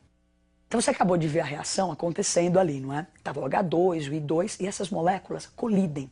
Então as moléculas que tinham afinidade foram postas em contato E para que haja reação, elas têm que se chocar. Agora, não é qualquer esbarrão que faz com que as ligações antigas se rompam e se formem as novas. Eu preciso de um choque chamado de choque efetivo. Um choque que faça a coisa acontecer. Então nós vamos olhar de novo para a tela e congelar um pouquinho a imagem no momento intermediário da reação. Então eu estou entre o reagente e o produto. Olha o que aconteceu no momento, no instante do choque. Então se você olhar ali, naquele segundo em que há o choque, as moléculas se encaixam perfeitamente. Então está lá o H, dois Hs, os dois Is. Esse instante do choque efetivo, o choque que gera a reação, essa estrutura que você vê na tela é chamada de complexo ativado. Então nem é o reagente e nem é o produto ainda. Eu estou em algo intermediário. Então as moléculas vinham, tinham afinidade, foram postas em contato, colidem. No instante da colisão se forma isso que está na sua tela, que é o complexo ativado. Bom, então vamos dar uma recapitulada e organizar tudo isso. Então nós temos moléculas com afinidade, foram postas em contato. Na hora do contato elas começam então a colidir, a se chocar. Para que a reação ocorra eu preciso de um choque chamado de choque efetivo, que é um choque bem orientado, com bastante energia. Energia porque eu preciso quebrar as ligações velhas e formar as ligações novas. Bem orientado porque as moléculas se encaixem bem ali. Então olha lá, vem, colide, forma aquela estrutura que nós vimos na tela, que é o complexo ativado. Então os reagentes passam pelo complexo ativado e vão gerar o produto. Então esse é o mecanismo de uma reação. Agora estou comentando o seguinte, para que forme-se o complexo ativado, eu preciso ter uma certa energia. Você vai ver uma cena do seu cotidiano, às vezes umas reações, as moléculas estão afim, elas estão em contato, só que não conseguem reagir. Por quê? Falta essa energia. Então vamos observar agora aqui a nossa animação. Então você observa ali, temos uma churrasqueira, pedacinhos de carvão, vamos fazer um churrasco. O carvão é um material inflamável, não é? Então eu preciso que haja combustão desse carvão para eu assar minha carne. O que acontece? O carvão está aí, ele está exposto, está em contato com o oxigênio do ar. Então são moléculas, são estruturas que têm afinidade, estão em contato. E por que não estão reagindo? Bom, para que haja reação, você derrama um pouquinho de álcool, tem gente que põe pão molhado no álcool e daí coloca o fogo. Então essa energia que vem da combustão do álcool excita as moléculas de carvão e faz com que ele comece a reagir. Essa energia que veio da combustão do álcool para excitar o carvão é chamada de energia de ativação. Então olha só, moléculas com afinidade estão em contato. Para que elas comecem a reagir, elas precisam colidir. Precisam de energia para que haja aquela colisão efetiva, para que se forme o complexo ativado e se gere o produto. Agora, se não tem essa energia, que vem dessa, no caso aí do carvão, vem da queima do álcool, a reação não vai acontecer. Então essa energia externa mínima necessária para formar o complexo ativado é chamada de energia de ativação. Bom, então nós vamos tentar organizar isso num gráfico, não é? Então nós vamos ter, olha, reagentes, excitamos esses reagentes com essa energia de ativação e vamos formar o produto. Vamos dar uma olhadinha no gráfico. Então você observa o gráfico, nós temos aí a energia, né, das substâncias e o desenrolar da reação. Nesse exemplo nós temos uma reação endotérmica, o reagente com uma energia menor que a do produto. Mas no nosso caso agora, nós estamos falando de cinética, de rapidez. Então o que nos interessa nesse gráfico é essa barreira aí que você vê em vermelho. Então nós temos o reagente, precisamos ir excitando este reagente até chegarmos ao clímax, ali onde está o complexo ativado. Se você conseguir formar o complexo ativado, a reação ocorre. Então a energia para se formar o complexo ativado é a energia de ativação. Então ela determina, é um dos fatores que vai determinar a rapidez de uma reação. Se essa barreira que eu tenho que transpor for muito grande, não é? A reação vai ser mais lenta. Se a barreira for menor, a reação vai ser mais rápida. Você vê o seguinte, não é? Reagentes, energia de ativação, colidem, formam o seu complexo ativado, chegamos ao produto. Então tem dois itens importantes que influem na velocidade. Acabamos de falar da energia de ativação dessa barreira, ela é um dos fatores que determina a velocidade da reação. E o outro é esse número de choques, o número de colisões. Então para eu ter uma reação rápida, eu devo fazer o quê? Bastante colisões e ter uma baixa energia de ativação. Agora nós vamos fazer alguns experimentos para mostrar quais são os fatores que podem influenciar essa energia de ativação ou esse número de choques. Então vamos para as experiências. Bom, então nessa primeira experiência nós vamos ver a influência da temperatura na rapidez da reação. Então nós temos aqui água quente E aqui temos água fria. Vamos colocar um comprimido efervescente e ver qual é que é a rapidez da reação nessas duas situações, quente e frio. Então, olha lá. Comprimidinho. Você percebe que aqui com a água quente as bolhas são mais intensas do que com a água fria.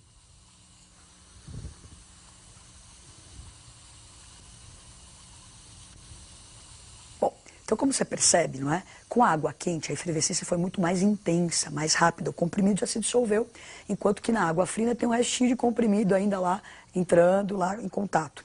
Então, o que acontece? Lembra que nós falamos que para a reação acontecer, nós precisamos ter colisões entre as moléculas? Quando você aumenta a temperatura, aumenta a energia cinética dessas moléculas. Moléculas mais agitadas, mais animadas, colidem com mais intensidade. Então, quanto maior a temperatura de um sistema, maior essa agitação das moléculas, isso propicia mais choques, mais colisões, mais rápida é a reação. Nós vamos fazer mais uma experiência e mostrar algum outro fator que influencia a velocidade da reação. Então agora nós vamos ver a influência da concentração na rapidez de uma reação. Então nós vamos trabalhar com ácido clorídrico mais concentrado e mais diluído. Então aqui nesse potinho ele está mais concentrado e aqui ele está mais diluído. Então nós vamos ver a influência da concentração na rapidez. Vou pegar uma raspa de magnésio, não é? Uma raspinha de metal magnésio e vou colocar no ácido. Então aqui mais concentrado, aqui mais diluído. Então lá vai. Você percebe a quantidade, a intensidade de bolhas, né? Aqui no ácido concentrado, olha só, a reação já acabou. Já dissolvemos todo o magnésio, já foi totalmente consumido aqui, enquanto que ele aqui, mais diluído, ainda está sendo consumido. Bom, então o que acontece? Nós falamos que para que uma reação seja rápida, tem que haver a colisão. Quando eu tenho maior concentração dos reagentes, eu tenho mais moléculas disponíveis para que haja o choque entre elas. Então, quanto maior a concentração dos reagentes, maior o número de moléculas para que haja colisão, mais rápida é a reação. Então, maior a temperatura, mais rápida a reação. Maior a concentração, mais rápida a reação. Vamos ver mais uma experiência mostrando um outro fator que pode influenciar a rapidez de uma reação. Então agora nós vamos ver a influência do catalisador na rapidez da reação. Então o catalisador é uma substância que atua como se fosse um cupido, apresenta, encurta o caminho entre os reagentes, fazendo a reação ficar mais rápida. Nós vamos usar como catalisador uma enzima presente na batata, não é? Então vamos usar a batata e ela vai acelerar a decomposição da água oxigenada. Então nós temos aqui nos potinhos água oxigenada e aqui nós temos a batata, não é? Então o que acontece? A água oxigenada naturalmente se decompõe em água mais oxigênio. Ela está exposta aqui à luz, ela está se decompondo. Só que eu vou acelerar esse processo colocando a enzima, colocando a batata em contato com essa substância. Então vamos lá. Pegar um pedacinho de batata, não é? Então observe as bolinhas que vão se formar, assim como você corta o seu dedo, não é? Então começam a surgir, tá vendo, bolhas na superfície da batata. Essas bolinhas são justamente o quê? A decomposição da água oxigenada, formando água e oxigênio. Acelerada essa decomposição, por quê? Se você olhar o outro potinho, tem água oxigenada sem contato com a enzima. E você não percebe bolhas saindo, apesar de estar acontecendo a reação, só que extremamente lenta. Né? E com a presença da batata, da enzima que está na batata, essa reação já se torna até visível. Eu consigo ver as bolinhas de oxigênio, assim quando você corta o seu dedo e põe água oxigenada. Então agora nós vamos ver a ação do catalisador num gráfico para assim, explicitar melhor o que ele fez, qual é a ação dele durante a reação. Então dá uma olhadinha no gráfico. Então nós tínhamos um caminho energético, né? Tinha lá os reagentes, chegaríamos ao produto. Então temos a energia de ativação sem o catalisador, tínhamos o tamanho de barreira a transpor. Quando se coloca o catalisador, a reação ficou mais rápida justamente porque o catalisador age nessa barreira energética. Ele encurta o caminho, encurta o acesso entre os reagentes. Então, o caminho ficando mais curtinho, menor a barreira, mais rápida é a reação. Então, o catalisador age na energia de ativação. Agora nós vamos ver mais uma experiência, mostrando mais um fator que pode afetar a velocidade da reação. Então agora nós vamos ver mais uma experiência mostrando a influência da superfície da área de contato na rapidez da reação. Então lembra que as moléculas para colidir precisam se chocar. Quanto maior a probabilidade de choque, mais rápida deve ser a reação. Então nós vamos ver agora aqui uma reação com permanganato de potássio. Ele está bem triturado aqui, então uma área grande de contato. E nós temos aqui o permanganato de potássio com grãos maiores, com uma área de contato menor. Nós vamos acrescentar glicerina e observar a rapidez da reação. Fiquem atentos. Então, Umas 3 gotinhas ali. Opa.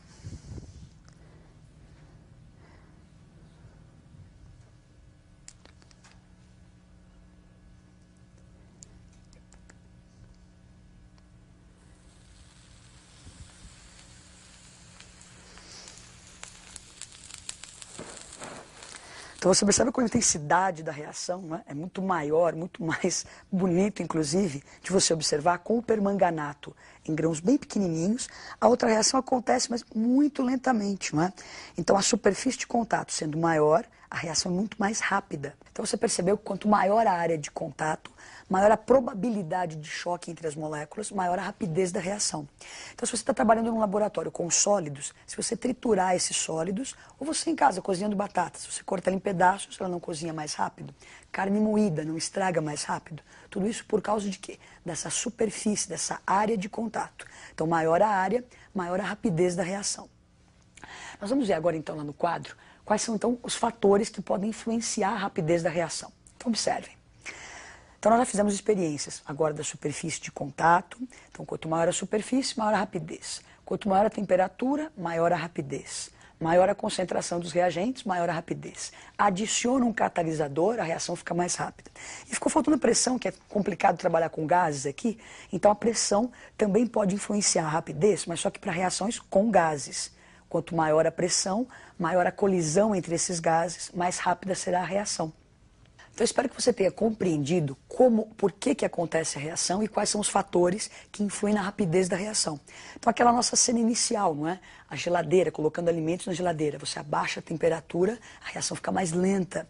Agora, na panela de pressão. Dentro da panela de pressão, o ponto de ebulição da água aumenta. A água fica mais quente, a batata cozinha mais rápido. Então, aprendemos um pouquinho sobre rapidez da reação e até a próxima aula.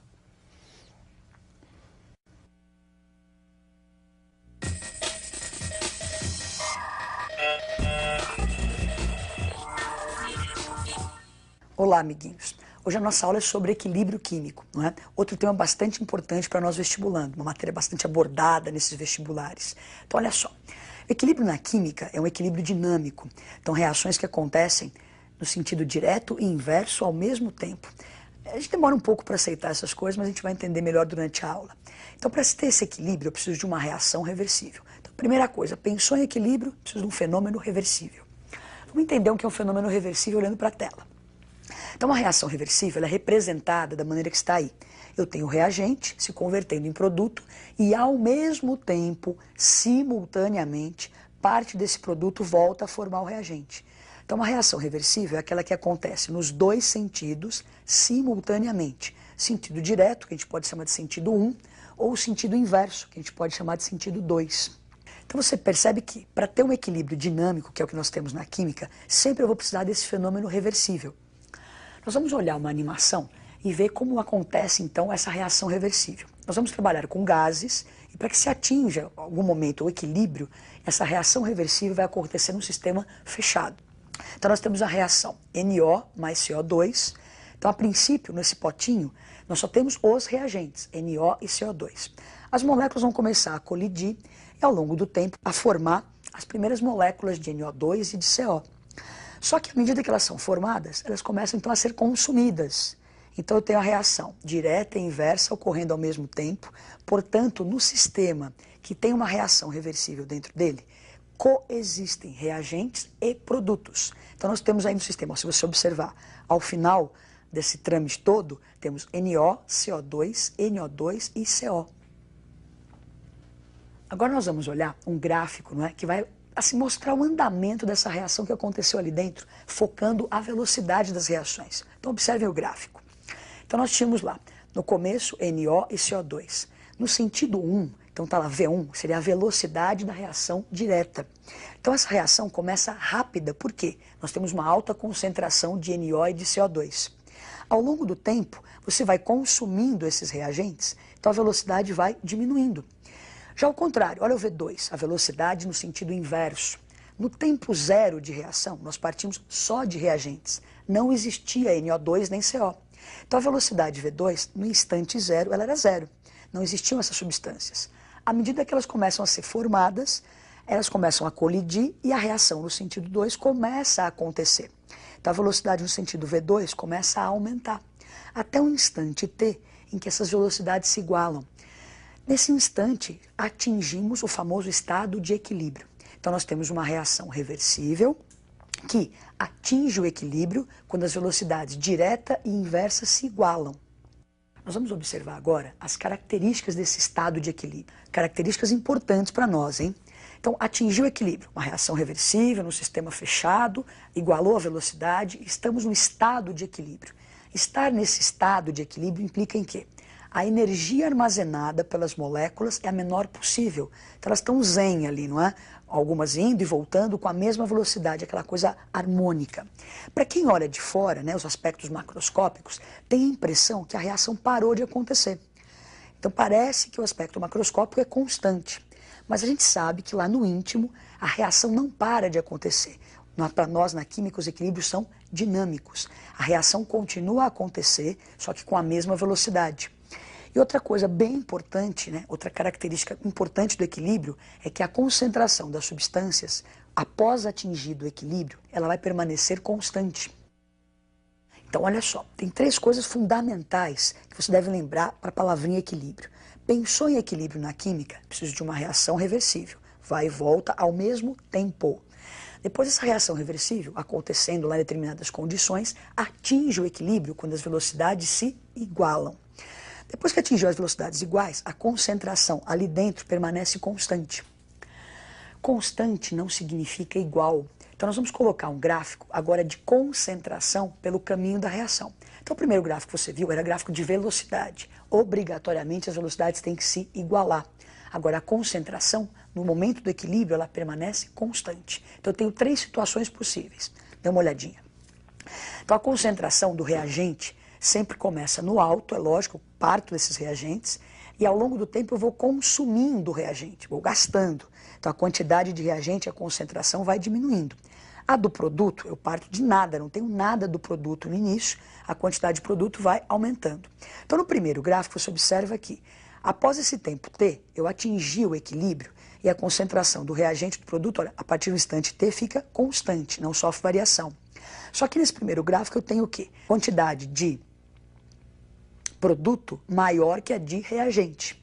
Então eu tenho uma primeira situação, mais produto do que reagente. Numa segunda situação, o reagente vai diminuindo, o produto vai aumentando, só que quando eu atinjo o equilíbrio, eu posso ter mais do reagente do que do produto. E uma terceira situação, que a concentração do reagente diminui, a do produto aumenta, e atingido o equilíbrio, essa concentração, olha, permaneceram iguais. Para se ter um equilíbrio, eu preciso daquela reação reversível, ocorrendo com velocidade igual, e entrando no estado de equilíbrio, a concentração vai permanecer constante, concentração constante. E vimos as 3 situações possíveis. Agora, isso foi um aspecto qualitativo, nós comentamos como que se estabelece o equilíbrio, como ele é. Agora vamos pensar nos aspectos quantitativos que envolvem esse equilíbrio. Então existe uma constante, chamada constante, várias, mas nós vamos ver 2 constantes de equilíbrio. Constantes que você calcula que indicam alguma coisa para a gente. Aspectos quantitativos. Então, nós vamos definir a primeira constante de equilíbrio, que é chamada de Kc. Observe um pouquinho no quadro. Então, nós temos uma reação genérica, A mais B, formando C mais D. Todas substâncias gasosas, não é? Um sistema reversível, uma reação reversível. A expressão do Kc. O que é esse Kc, não é? K é a constante, esse C é porque essa constante é em termos de concentração. Então, para nós na química, esse colchetes que aparece aí não é enfeite, ele indica a concentração em mol por litro das substâncias. Então, Kc é a constante de equilíbrio em termos de concentração. Então, se você observar, ficamos aí com CD sobre AB. Quer dizer que na expressão do Kc, nós temos em cima a concentração dos produtos e embaixo a concentração dos reagentes. Então, genericamente, o Kc é expresso pela concentração do produto sobre a do reagente.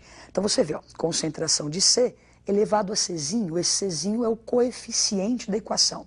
Então, você tem a equação balanceada, quer montar a expressão do Kc, da constante de equilíbrio, concentração do produto sobre a dos reagentes, não esqueça de elevar a esse expoente aí. Vamos perceber agora, assim, detalhes sobre essa constante Kc. Coisas que eu posso fazer e não fazer com o Kc. Dá uma olhadinha. expressão do Kc, você não pode colocar substâncias que estejam na fase sólida, porque a sua concentração já é constante e eu entendo que está lá embutido no valor do Kc. Então, na expressão do Kc, substâncias sólidas não participam da expressão.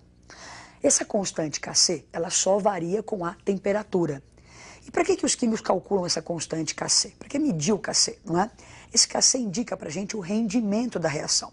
Se você lembrar da expressão do Kc, é produto sobre reagente. Se o Kc for maior do que 1, eu tenho mais produto do que do reagente. Então, indicando que a reação tem um bom rendimento. Agora nós vamos ver mais uma constante. Nós vemos o Kc, que é constante de equilíbrio em termos de concentração. Agora nós vamos ver o Kp, constante de equilíbrio em termos de pressão parcial. Então, olhem para a tela. Então, uma outra equação, né, também, ó, só gases, uma equação genérica. Então, nós temos ali Kp, constante de equilíbrio em termos de pressão parcial. Então, o Pzinho é pressão parcial dos gases. É a mesma história, só que ao invés de aquele colchete que indicava a concentração, aparece o P de pressão. Então, a pressão parcial do produto sobre a pressão parcial dos reagentes. E sempre elevando a pressão ou a concentração ao coeficiente da substância. Na expressão do Kp, quais são os detalhes teóricos que a gente pode ou não pode colocar lá? Observem a tela. Então, na expressão do Kp, como ele é em termos de pressão parcial, só participam substâncias gasosas, né? Sólidos, nem líquidos, só gases. O Kp também varia com a temperatura, então essas constantes só variam com a temperatura. Não se esqueçam disso que é importante. E o Kp também vai indicar rendimento, porque se eu tiver maior pressão parcial do produto do que do reagente, implica que eu tenho mais do produto do que do reagente. Agora nós vamos pegar então um exemplo, uma equação, né, de verdade, e vamos montar a expressão do Kc e do Kp. Isso aqui é fundamental, você saber montar a expressão. Porque às vezes você tem exercícios que dão valores numéricos, daí você substitui e calcula o valor. Então montar a expressão é fundamental. Então observe a tela. Tem uma equação clássica, produção de amônia, não é? Então nitrogênio, N2, mais hidrogênio, que é o H2, produzem amônia. Então, em determinadas condições de temperatura e pressão, essa equação pode estabelecer um equilíbrio. Então, se torna reversível, temos aí um equilíbrio. Para escrever a expressão do Kc, que é a constante desse equilíbrio, lembra que é produto sobre reagente. Então, é a concentração do NH3 elevado lá ao seu coeficiente, ao quadrado.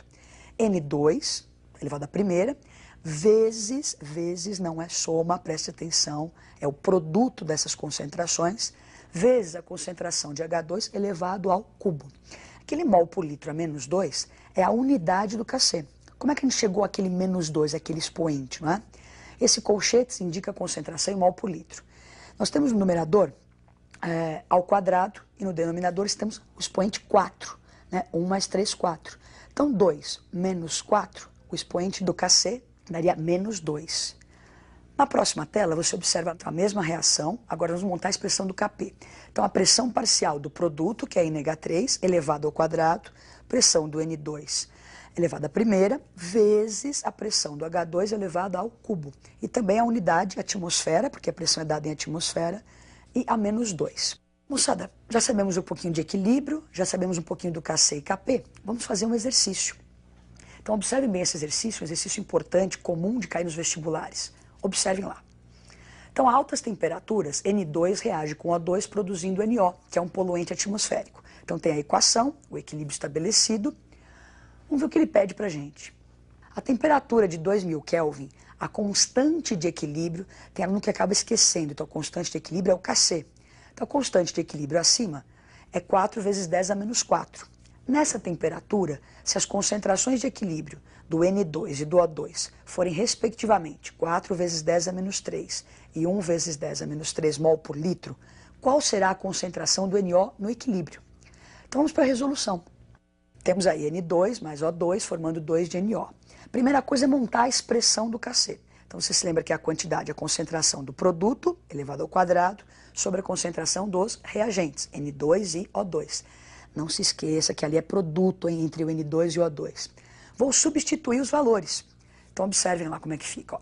O Kc foi dado, a concentração de N2 e O2 tinha sido dada, substituir, fica faltando então a concentração de NO, que é o que ele pede no exercício. Resolvemos aí e chegamos a 4 vezes 10 a menos 5 mol por litro. Então, fizemos um pouquinho de equilíbrio, aprendemos um pouco. Tem mais uma aula que vai falar sobre deslocamento de equilíbrio. Treinem, façam exercício dessa parte que é muito importante. Até a próxima aula.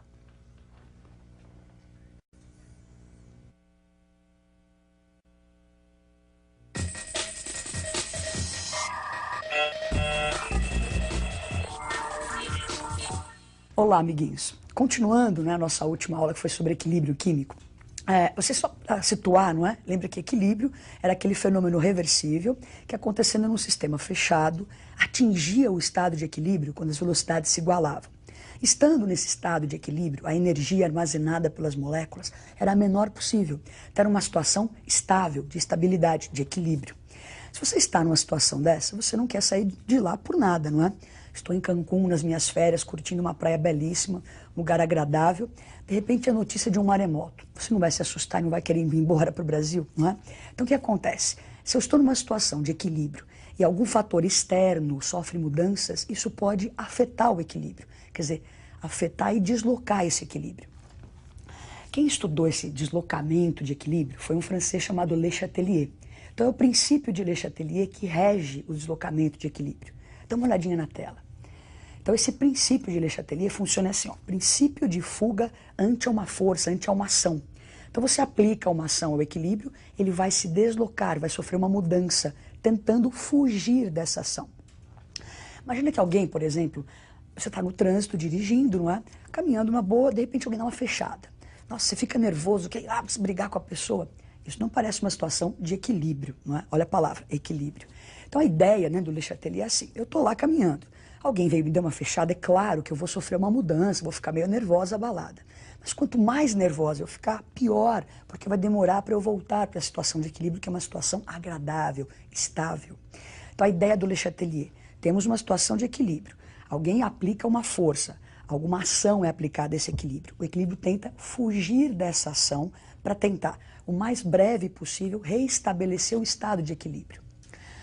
Bom, que fatores são esses que vão afetar o estado de equilíbrio? Você se lembra que a situação de equilíbrio é aquela reação reversível em que as velocidades estão iguais. O que afetar a velocidade pode ser que afete o equilíbrio. Então vamos olhar o quadro.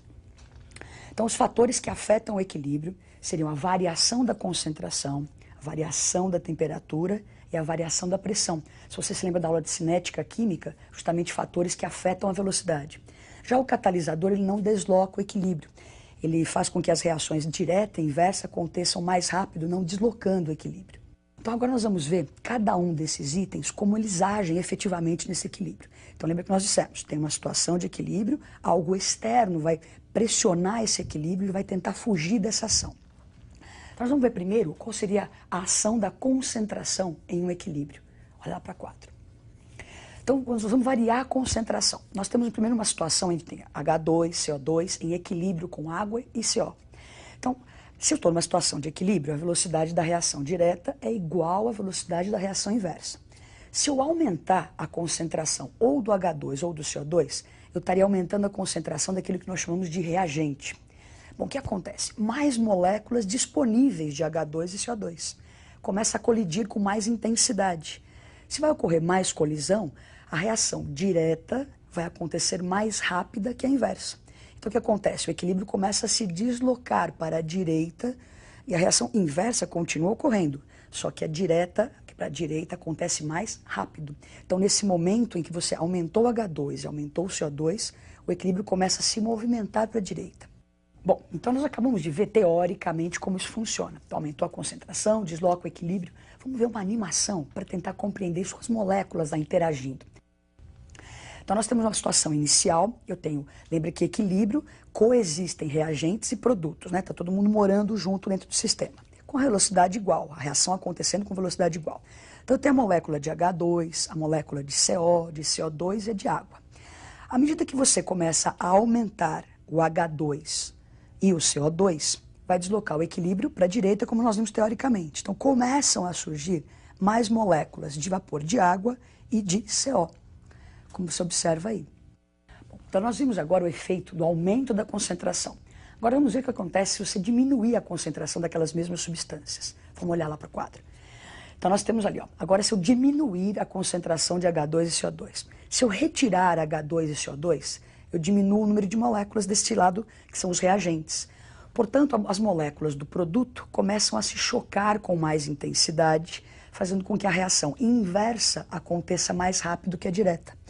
Então, o que aconteceu? Diminuímos o H2 e o CO2, água e CO começam a reagir mais intensamente, caminhando para a esquerda, deslocando o equilíbrio para a esquerda. O que nós vamos fazer agora é também a mesma coisa, para você ver isso com as moléculas lá dentro daquele potinho. Então nós temos a mesma reação, agora a situação que aconteceu é diminuir H2 e diminuir o CO2. Então o que acontece? Você percebe, começa a movimentação dentro do equilíbrio, aumentando, não é? Eu tinha diminuído H2, de repente começa a aumentar a sua produção. Então aumenta H2, aumenta CO2, tentando repor aquilo que foi retirado do equilíbrio. Então nós vimos agora o efeito da concentração. Vamos organizar isso para ser de uma maneira bem prática, como que você deve agir num exercício. Você lê o exercício, ele falou, variei a concentração. Como é que isso fica? Então dê uma olhadinha no resumo ali. Então se você aumentar a concentração, vai deslocar o equilíbrio sempre no sentido de consumo daquela substância, no sentido contrário ao que ela está. Então a substância está à direita, o equilíbrio vai para a esquerda e vice-versa. Então na próxima tela, se você diminui a concentração de uma substância, desloca o equilíbrio no sentido da sua formação. Então eu retirei a substância, o sentido da sua formação é o mesmo sentido que ela está. Então se a substância estiver à direita, o equilíbrio vai para a direita, para tentar repor o que estavam tirando do equilíbrio. Então nós vimos a variação da concentração afetando o equilíbrio. Agora existe a pressão e a temperatura. Então não é a pressão. Lembrando o seguinte, né? A pressão vai afetar as substâncias gasosas que estão dentro desse equilíbrio. Imagine uma situação em que você está esparramado, dormindo sozinho numa cama de casal, todo esparramado, não é? Você tem um pesadelo que essa cama começa a virar uma caminha de solteiro. Você meio que, assim, intuitivamente não começa a se encolher nessa cama. O equilíbrio é parecido com isso. Então ele tem uma situação em que ele pode se expandir ou se contrair. Então se alguém aumentar a pressão, ele vai tentar fazer o quê? Se contrair. Nunca é para brigar, é sempre para fugir da ação. Então se alguém aumentar a pressão sobre o equilíbrio, ele se contrai. Se alguém diminuir a pressão, ele vai se expandir. Então vamos olhar isso numa reação química, como é que funciona. Então nós temos lá uma reação PCl3 com Cl2 formando PCl5. Então uma situação de equilíbrio, todas as substâncias são gasosas, não se esqueçam que a pressão só afeta gases. A proporção em mols vai me dar a proporção em volumes. Então do lado do reagente eu teria um volume de PCl3, um volume de Cl2, totalizando 2 volumes. Do lado do produto eu tenho 1 mol de PCl5, um volume gasoso. Então se você observar essa reação, do reagente para o produto há uma contração. Eu saio de 2 volumes e vou para 1. Quando eu volto do produto para o reagente, eu tenho uma expansão. Eu saio de 1 volume e vou para 2. Então vamos ver a próxima tela e imaginar o que acontece se a gente variar a pressão nesse equilíbrio. Então se a gente aumentar a pressão, olha o que a gente tinha dito antes, aumenta a pressão, favorece a reação que ocorre com contração de volume. Então aumenta P, a tendência é caminhar para o lado de menor volume. Então nesse equilíbrio, se você olhar a setinha ali, ó, ela está apontando, tem um tamanho maior, é a maneira que a gente pode representar o deslocamento, está deslocando o equilíbrio para a direita, não é formação do PCl5, que era justamente o lado em que há a contração de volume. Agora, se a gente fizer o contrário, então agora se a gente diminuir a pressão, o que vai acontecer? Favorece a reação no sentido de expansão de volume. Então você diminui a pressão, o equilíbrio pode se expandir. Então nesse caso, o que acontece? Olha, o equilíbrio voltando para o lado dos reagentes, caminhando para o lado onde há maior volume, expansão, não é? O que a gente pode dizer de tudo isso? O que aconteceu aí, né? Então nós tínhamos lá a situação de equilíbrio inicial, se aumentarmos a pressão, foi um dos exemplos que nós vimos ali, aumentando a pressão, começam a surgir mais moléculas de PCl5, o equilíbrio caminhando no sentido de contração de volume. Então agora nós vamos ver o seguinte, nós vimos essa reação em que a pressão afetava esse equilíbrio. Nós vamos ver um exemplo em que pode acontecer de eu ter gases reagindo perfeitamente, eu variar a pressão e não conseguir afetar o equilíbrio. Veja como isso é possível. Então temos uma reação de H2 mais Cl2 formando 2 de HCl. Então eu tenho 2 volumes, né, 2 mols de gases do lado dos reagentes e 2 mols do lado do produto. Então 2 volumes de um lado, 2 volumes do outro. Quer dizer que a variação da pressão não vai afetar esse equilíbrio porque não há nem contração, nem expansão de volume. Bom, agora o que a gente vai fazer é ver a temperatura, a variação da temperatura agindo nesses equilíbrios, não é? A ideia também é mais ou menos essa, não é? Se você aquece, lembra que nós estamos falando de reações reversíveis, então deve existir um sentido endotérmico, um sentido exotérmico. Se você aumenta a temperatura, favorece a reação endotérmica, você dá calor, o equilíbrio tenta absorver. Se você retira, você diminui a temperatura, o equilíbrio vai tentar repor o que você está tirando dele, então vai tentar se deslocar para o sentido exotérmico. Então olha só para ficar bem claro, não se esqueçam que se você aumentar a temperatura, aumenta a velocidade de qualquer reação química. A reação sempre vai acontecer mais rápido. Só estamos dizendo que favorece uma em relação à outra. Então vamos ver o que acontece com a temperatura ali. Então nós temos a reação de N2 mais O2 formando 2 de NO. O ΔH positivo caracteriza a reação endotérmica. Então a reação direta é endo, a reação inversa é exo. Vamos ver o próximo quadro então, o que acontece? Se eu aumentar a temperatura, como nós já dissemos, favorece a reação endo. Eu estou dando calor, o equilíbrio vai tentar absorver. Então N2 mais O2 iria se deslocar para a direita, a produção do NO iria aumentar, que é justamente o sentido endotérmico da reação. Se você olhar então agora a próxima tela, então, a diminuição da temperatura favorece a reação exotérmica. Nesse exemplo que nós estamos dando aí, o sentido exotérmico era o sentido inverso. Então se você diminuir a temperatura, favorece a produção de N2 e O2. Dá uma olhadinha na tela. Então nós temos lá a situação inicial, com N2O2, 2 de NO. Se eu aumentar a temperatura, vai favorecer o sentido endotérmico. Então vai aumentar a produção de NO. Então você observa que aumenta o número de moléculas de NO. Bom, então nós acabamos de ver assim, os fatores que afetam o equilíbrio, como eles afetam, animações que mostram esse deslocamento de equilíbrio. Façam exercícios, não é? E boa sorte. Até a próxima aula.